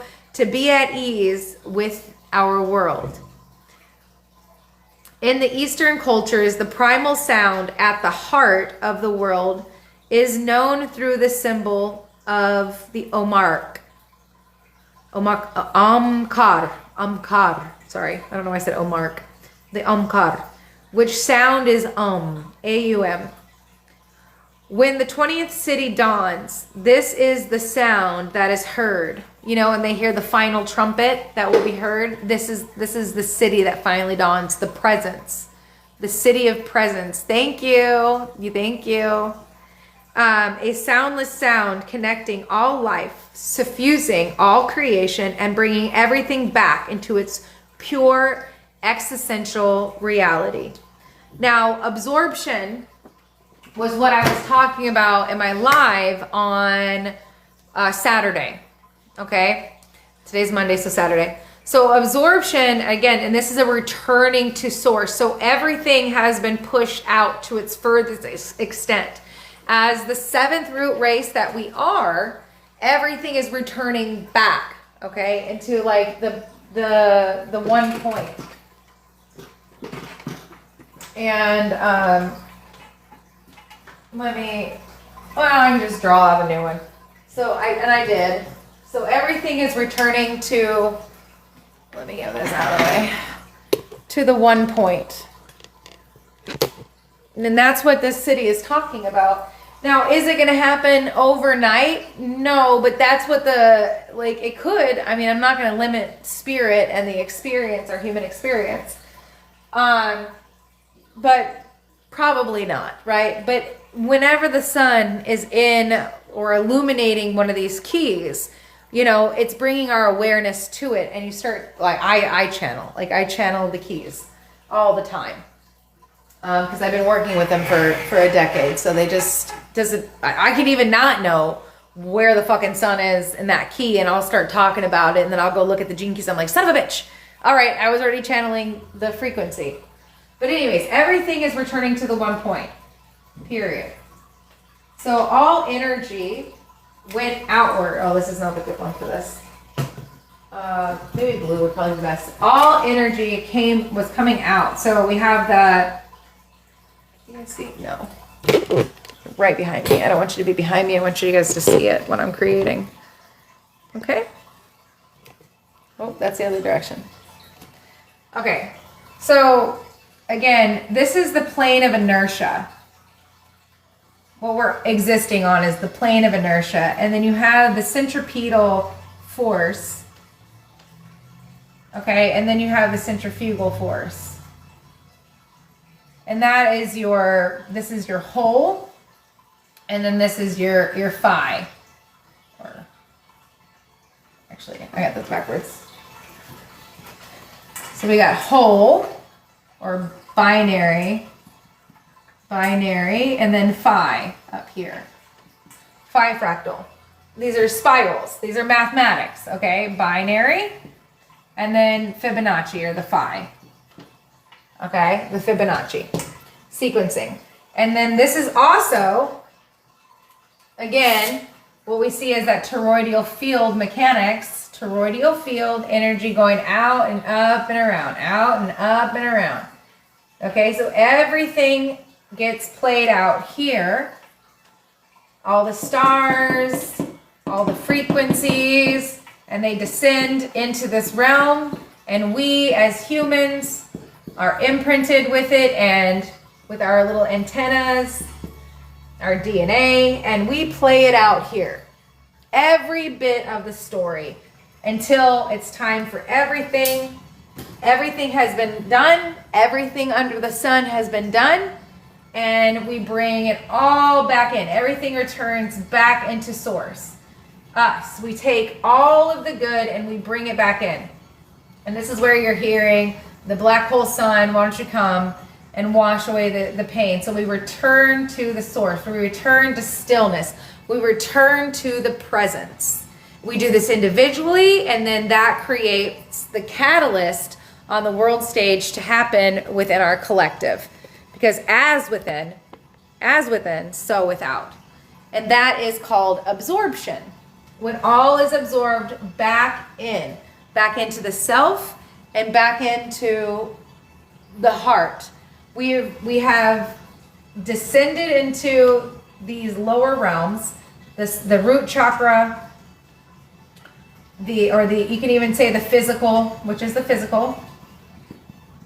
Okay, the astral, which is the emotional, and then the mental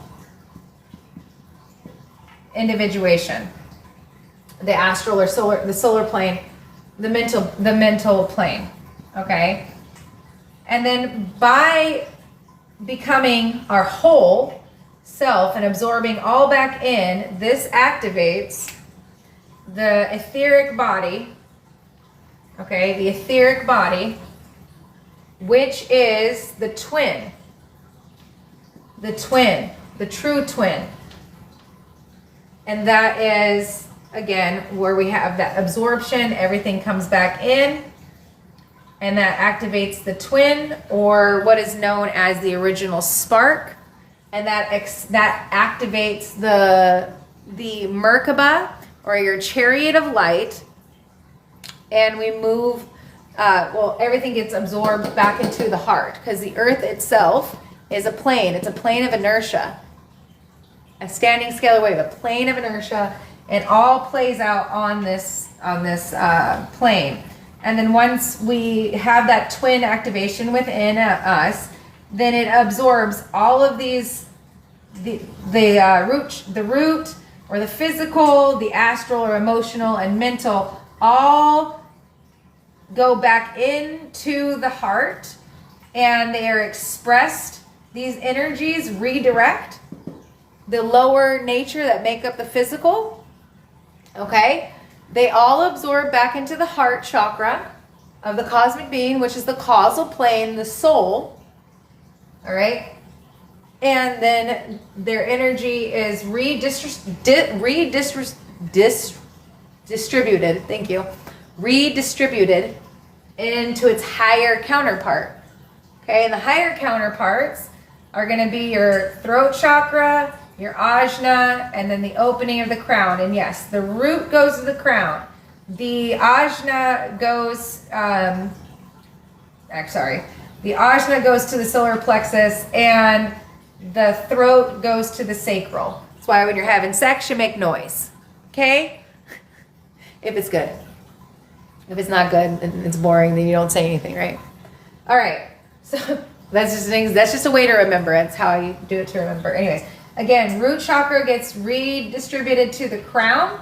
So that's Saturn and Moon. And that's where you get your Saturn-Moon matrix. Except for on the world stage or in the spiritual community, people don't know their dick from the hole in the wall. Pardon my language. They don't know shit. Okay? And so they demonize Saturn and Moon. It's everything that's on the world stage is an inversion, or just people don't know. Okay? Or they just regurgitate dumb shit because they've heard dumb shit and they're like, yeah, that works. That's okay. All right? So Saturn and Moon. So Saturn, again, root chakra, its energy gets redistributed up to the crown chakra, and you become yoked. And that is your true twin, because the moon deals with the astral body. The moon is the astral body of our sun, of our physical sun. Just like you have a physical body, and you have an astral body, and then you have a spirit body. Okay? And so the moon is the manifestation of the astral body of our physical sun. And then Pleiades is the spirit, well, Alcyon is the spiritual sun. That's the fifth sun.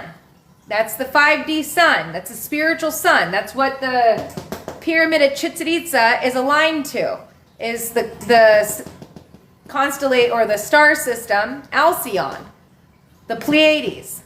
Part of the Pleiades cluster. Okay? And it's like the Chichen Itza, I think it's called the snake pyramid, and that snake has to do with the sine wave, has to do with, snakes deal with divinity, snakes deal with like the sign, the rhythm, frequency, harmony, the divine feminine. Okay? The unseen, music, sound. It's you don't see sound, you hear sound. Right? When you do see it, it's because it's compulsed, like pressurized, and that becomes a star. But anyways, Chichen Itza is connected to Alcyon, Alcyone, Alcyon, the Pleiades, and that is the spiritual sun. And anyway, so Saturn into the crown chakra, and again, that's your twin. Your etheric body, your ether body, okay? The ether body, which sits 1 inch off of your skin, okay? But it encompasses your astral body, okay? So your astral body, your emotions no longer overrule you because you have grounded it in. You've become rooted in who you are, and now your ether body is fully established. You can astral travel, all the things, okay? But anyways, it's energy from the root chakra. Like I said, this is about absorption. So it's about the lower energies now being absorbed into the heart and being redistributed from the higher functioning chakras, energy centers. They don't just disappear, they get distributed. Gee, many crackies, I'm having a time with that word today. The next one, okay, the next one is your Mars. Give me the sigil. Mars. Mars rules the sacral. It's vitality, it's chi, it's drive, it's sexuality, it's sensuality, it's emotions. All right? I don't care what any other thing. Mars rules the freaking sacral center. It's emotions. And your emotions come from the sacral. Energy and motion, vitality, chi, passion, drive, play, anger, aggression, war. All that is dealing with the sexual drive in your womb. Okay, the womb. Even in it's hidden occult knowledge, and I'm just fucking letting you know. I don't care what the wisdom book tells you. I don't care what it's labeled as on any of the Kabbalist shit. When you get deep into it, you will know that Mars rules the sacral center and the womb. Literally, even in your Gene Keys profile, the core or vocation sphere is the sphere of your unconscious Mars placement, and that denotes gestation. The planet that coded for gestation, the womb. All right? Mars is not men, Mars is emotions. All right, so the sacral energy, your vitality and your chi. Oh, I'm too far away again. Vitality and chi, that gets redistributed to the throat chakra, which connects with, you guessed it, Venus. Venus, right? And so that's the masculine or the emotional intelligence. So Mars is emotions and Venus is intelligence. Okay, mental. So emotional and mental. Even though this is the throat chakra here, okay? Divine communication, all right? And then right here, your solar plexus, you guessed it, it's the sun. And this is the astrology symbol for the sun. Okay, the sun is the solar plexus. And then that gets redistributed into the ajna, and it connects to, you guessed it, Mercury. Mercury, and guess who's closest to the sun's orbit? Mercury is. Mercury is the closest planet to the sun. The closest planet to the earth is the moon. Moon. Okay? So anyways, so these, the redistribution of the energy, once we go through absorption, and you've yoked your Saturn, okay, you become your own governance, you're sovereign, okay, you don't need any external authority, and you've embodied presence, the presence within you, all right, then these lower energy centers, their powers move again, their energy, okay, gets redistributed. So root goes to crown, so Saturn to moon, Saturn moon matrix, astral body, etheric body, Mars to Venus, emotional, sacral, vitality, chi gets expressed. So the masculine bows to the feminine, the emotional state bows to the feminine, the intellectual state. And that's divine embodiment, that's emotional, intellectual, it's equanimity. That's right speech, communication, timing, place, all that. And then sun gets redistributed into ajna. So intuition, sun, solar plexus, from personal will and force gets redirected into intuition and divine flow. Okay? That's how it works. And that's the absorption. And again, that's all going back into the one point. And again, that creates your electromagnetic field, your increased magnetism. It changes your toroidal mechanics is what I'm getting at, okay? And on an individual level, and then on a collective level, when we hit absorption, well, we won't be here anymore. There will be no more us existing on the holographic reality. We will have Merkabah gone internally, like black hole, like gone into internal creation at that point. And then we pop up into a whole nother dimensional reality. That's when we'll be on the fifth plane, which will be like what we call the whole new world, the fifth dimension, all that shit. That's the Buddhic plane. And the Pleiades, I guess, if you will, that's the sun. That is the sun that operates like a sun, like how we have a fucking sun in our sky. The sun that is the sun for the fifth dimensional Buddhic plane or the higher mind is Pleiades. Okay? I feel like we are there already. It's wild. Living your life, girl. Living your life. It's it's higher consciousness, but it's embodiment. Like you gotta be like in the body, like meaning that you're not disassociating, that you're fully engaged in this in your reality. You're not just. Fuck it. It's different for everybody. Like it's different for everybody. My experience isn't going to be the same for everybody else.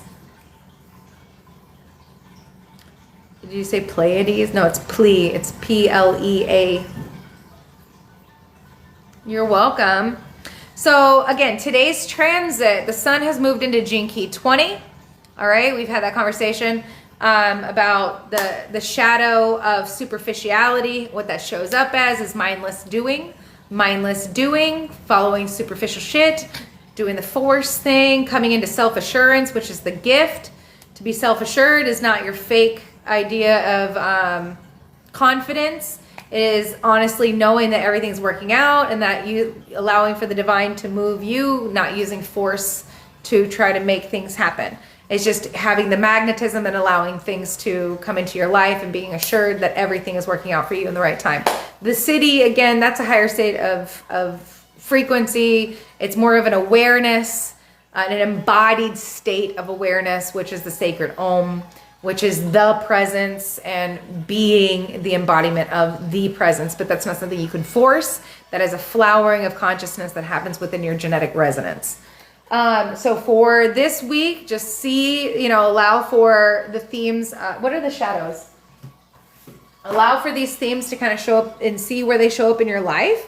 Now, the repressive nature, okay, of the shadow of superficiality of Jinky 20 is absent. Okay, the introverted nature of the 20th shadow gives the impression of being totally absent.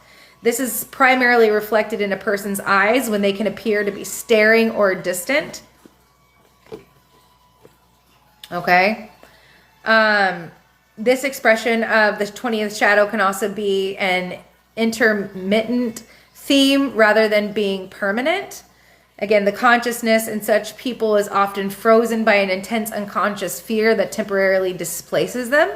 This withdrawing of consciousness from the body is actually a kind of mini death. It can also be brought about through an intense shock. Okay, these are people in whom life sporadically switches on and off according to the activity or inactivity of their minds. And now that's being absent-minded, okay? Being absent, not being in the body, being completely discombobulated. And that does happen to people. So the reactive nature can be hectic, okay? In a reactive nature, the mind will do the opposite to the repressed nature. Instead of numbing the fear, this kind of nature will immediately translate it into activity. So mindless activity. Just always needing to do, because it can't sit still, okay? Thus these people are ceaselessly on the move, unable to stop in their hectic self-absorption. Again, this is a state that is extremely widespread among human populations due to the deep connection between this shadow and the way in which our mind translates it into activity. The world in which we live is increasingly hectic because our human programming makes it so. So as new awareness begins to dawn in human beings, an enormous amount of human activity will simply cease, since it emerges as a byproduct of the mind's restlessness. Well, also, like, what is ingrained into us is if you're not idle hands are the devil's tool or the devil's work or whatever.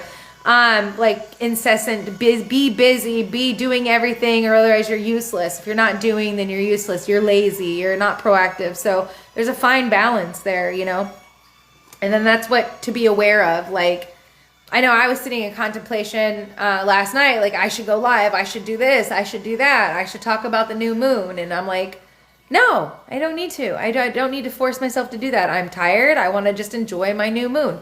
I already talked about the 8th gene key. I gave a live. I was like, I already did this. I already made a video about gene key 8. I literally do not care. I'm not forcing myself to do that. Well, if you don't, so I had all of the back and forthness going on. Coming out of that now. Yay! Yeah, but that's the thing. It'll come and go. Comes and goes. Comes and goes. It's waves. But this is what the sun is illuminating this week. But I am glad that you're coming out of it. That's what the sun is illuminating this week. And then the programming partner, which is Gene Key 34, and I'm not going to talk about it today because I'm already at like a 2-hour live. Okay? So today we talked a lot. And then we got to talk about the Tesseract. Okay, so we talked about the world, we talked about absorption, the return to source. All is returning to the source. You are that source. All of your fractal aspects are returning to you. All your projections, all your energy is returning to you. Whether that's good or bad, your karma's coming in. Okay? Like, all that you've put out is now coming back. That's the part of the cycle that we're in right now. All right? And then we talked about the Tesseract. We talked about the Mayan cube and Solomon's temple and building that temple and working with the Mayan almanac and the hollow perceiver mind so that you can get deeper and start building that. Again, you already have your squishy, beautiful brain in there, but now we're going to expand that level of consciousness, right? We're going to expand it to a radial telepathy. Okay, radial telepathy. And again, you can get the Mayan almanac at thelawofTime.org. Link is in my bio. I don't have an affiliation with them. I just have it there because I talk about it all the time. But that is the only place that you can order the almanac. But I just make it easy for people to get access to it. All right. And you can follow along weekly with the almanac. And again, like today, okay, this is about activating the waking conscious mediumship. And the mental, it's part of the 3rd mental sphere of consciousness, the 4th time dimension of the cosmic cube. Interestingly enough, I was going over, that's what I was guided to talk about this morning in today's live, was the cosmic cube, or the Tesseract, which is the 4D hyper cube. Okay? Which is, it's another word for Solomon's temple, or another example of Solomon's temple, okay? And yeah. And how to build that temple within, without hammers, without sound, without chisels, and without man. It is, again, devotion and practice and connecting. So the radial telepathy and connecting into the different dimensions, which again are seen, and you can get this on the in the Mayan almanac. Okay, this is for my older one, so which is seen here. You can see the head, see the shadow, the watermark here, the head. Okay, the radial consciousness. This is telepathy. So I'm going to read this piece here. A new sense organ is what it's called. Once you are comfortable with the practice of finding the daily master coordinating frequency, like I showed you how to do today earlier in the live, and if you haven't been here the whole time, you can definitely find that, the replay. It'll be on my YouTube channel. And if you're not subscribed, please go and subscribe. So once you find that master coordinating frequency, you can then begin the advanced practice of the hollow perceiver matrix, the map of the nanochip or new sense organ to be telepathically downloaded into the corpus callosum. The Holomind perceiver activates radial consciousness as opposed to binary dualistic consciousness. Binary dualistic consciousness. That's also going to be your regular astrology, the dualistic nature of the 256 cube of Saturn. Okay, the duality matrix. So use your, well, I don't need to read that. The purpose of imprinting the 11th dimensional system of the cube, Holomind perceiver, is to attain full radialization of consciousness. This is a completely integral system of internal intrinsic reciprocity of all components, circuits, elements, and frequencies. It is the very living working mechanism of the cosmic consciousness of evolved galactic being, the telepathic circuitry of the noosphere. The hollow perceiver glyph is a diagram of the circuit board of or holographic nanochip of the new evolving extrasensory organ, the seventh mental sphere of the radial consciousness. The organization of this nanochip is based precisely on the fractal of universal time, the 441 matrix. The Holomind perceiver is to be telepathically imprinted as an act of self-evolution. Its origin is in the beam codes of the Sirius Star Council and their activation of Earth's noosphere. Okay? And again, the pyramids of Chichen Itza represent, or all of the fucking Mayan. That's why I said the Mayan were more advanced. They were the last of the sixth root race. So they were more advanced than the beginning of the sixth root race, which would be the Tartarians, okay, Black Aryans, if you need to know more, and all of that. All right, as they migrated from over to the Americas. All right, but this is a tesseract unfolded. See that cube at the top? Okay, and then this is 8 cubes inside. So here you have 8 3D cubes, makes a tesseract. Okay, and the tesseract is a 4D hypercube. Okay, so again, 8 3D cubes makes the tesseract. And if you just count here, use my handy dandy pencil. Okay, you just count here. You got 1, 2, 3, 4, 5, 6, 7, 8. And then you have the main cube on top. Back, sorry. Okay, so this is a tesseract. Not your regular, not your pyramid that you see over in Giza, kind of trying to mimic that. This is the unfolding of a tesseract. Like I said, they were way more advanced. Okay? Or just in a different way. They were advanced in different ways. They were shamans. They bridged heaven and earth. They weren't solar worshiping. Okay, where we had the Star Wars or the Electric Wars, the Energy Wars, with the battle of the sixth root race. All right, that's what they were doing. They were fighting over plasma. They were called the Electric Wars, and it's not in the heavens in the sky and like some, Luke, I am your father, yeah, and laser, bing, bing, bing, bing, bing. No, it was on the earth. It wasn't in the heavens. It was on the earth that was taking place, and it was all over the sun worship, sun god, sun gods and fighting, my God is better than your God. Stupid shit. Stupid shit.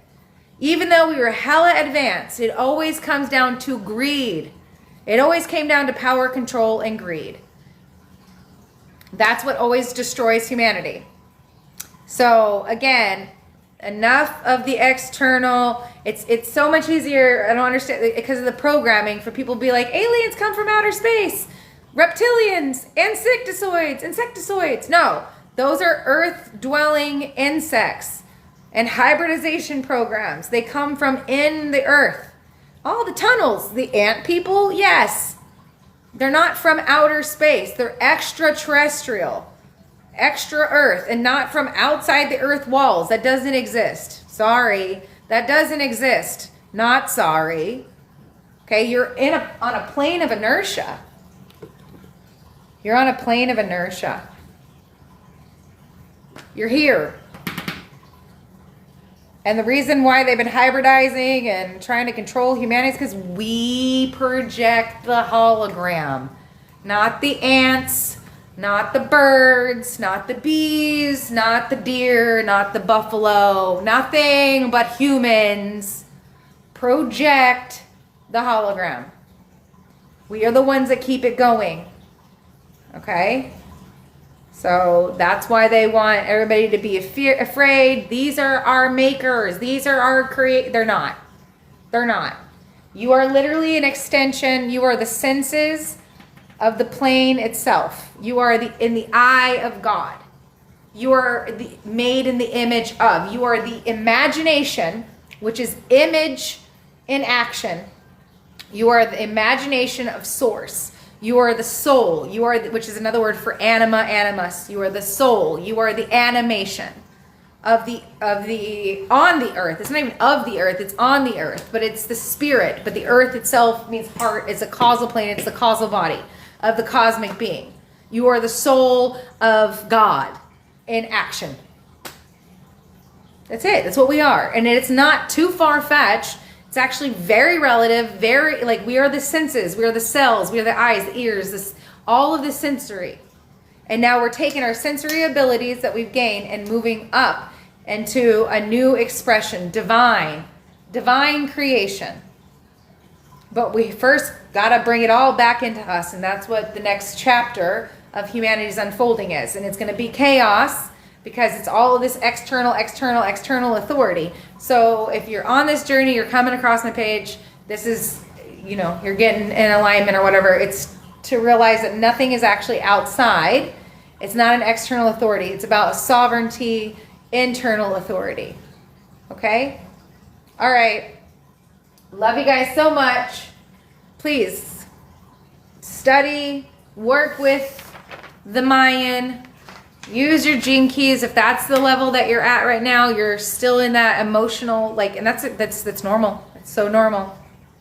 Like, the gene keys are fucking amazing for your daily for your transits and, understanding your patterns, because again, you are a star. You are imprinted by all the stars, and that is your basic, it's where the planets were at the day that you were born, right? So your planets, your inner plexus systems, okay, your organs have certain imprintings, patterns that you play out. And then once you take that pattern to at least its gift frequency, then the city may bloom, and you have your plasma body blooming, and you play those roles. So it's good to know what they are emotionally and mentally to get on top of it. Yoniverse. Yeah. I love that. Magnesium. Person that said how to deal with panic attacks. Magnesium. You're an all chemical being. Your chemicals are imbalanced. Magnesium. Breathing. Box breathing. But take magnesium for real. I appreciate you too. Thank you. Multidimensional. Thank you. You're welcome, Rocky. What? You're silly. You're welcome. All right, you guys, I love you. I hope you have a great day. I hope you found this insightful, enlightening, and if not, entertaining. Thank you so much. I hope you guys have a great day. Yeah, I was like, I bit off so much more than I could chew. When I was doing all the downloads earlier, I was getting all this math, and I was like, no, we're not going that deep down the rabbit hole. I'm not trying to be a polymath over here. Like, oh my god, no way. That's not my forte. I just want to play. I like to play. I like to teach people how to take control of their life. Be a guide. That's about it. I'm not trying to be a polymath over here. No. All right. So much love for you guys. Yellow rhythmic star. It's the rhythm. I organize in order to beautify. I organize in order to beautify. That is literally my slogan. Is actually the beauty way. That's literally what I renamed all my shit, was the beauty way. So that's very interesting. Balancing art. I seal the store of elegance with the rhythmic tone of equality. I am guided by my own power doubled. That's right. It's gamma. So gamma frequencies. All right. Much love. Have a beautiful day. Thank you guys all for the love. Thank you for all for the hearts and for the thumbs up. And we got to 61,000 hearts, engagements today. And thank you guys all for the love. I do appreciate it. What's something good to start reading? I have lists of books in my bio, but I would suggest with getting the Gene Keys manuscript. It just depends on what part of your journey that you're in. And but I always recommend the Gene Keys by Richard Rudd. That's a beautiful place to begin. You're welcome. Yes, Gene Keys is a good start. Exactly. I've been teaching and preaching. I mean, multidimensional Muse knows. She's been with me for at least six years or so. So she started. We met each other over on Instagram. Well, that's where I began my journey, was on Instagram and YouTube. So yeah, it's about 10 years ago. All right. Yeah, I've only been on TikTok for, I think this is my second year, my second account. So yeah. Thank you. I know. I appreciate it. Thank you. Thank you for the love. All right. I will see you guys in the next live whenever Spirit guides me to go to make more content. Until then, please like, share, comment all of my content so that I'm not in this fucking bubble. I like get 600 views and then TikTok is like, nope. It doesn't even allow people to share my shit. That's like, it'll show that somebody reposted and shared it, but then like on the actual video, it shows 0 shares. So I don't even understand what the hell is going on. It's definitely not a visibility thing for me. But please like, share, comment all my content, share it with friends. And so it gets me out of the slump of these algorithms of well, I'm out there actually, I'm teaching, preaching truth. I'm not getting people in distortions and things like that. So that one's really cool. Thank you. Yeah. All right. So I love you guys and I'll see you in the next live. Have a great day. Oh.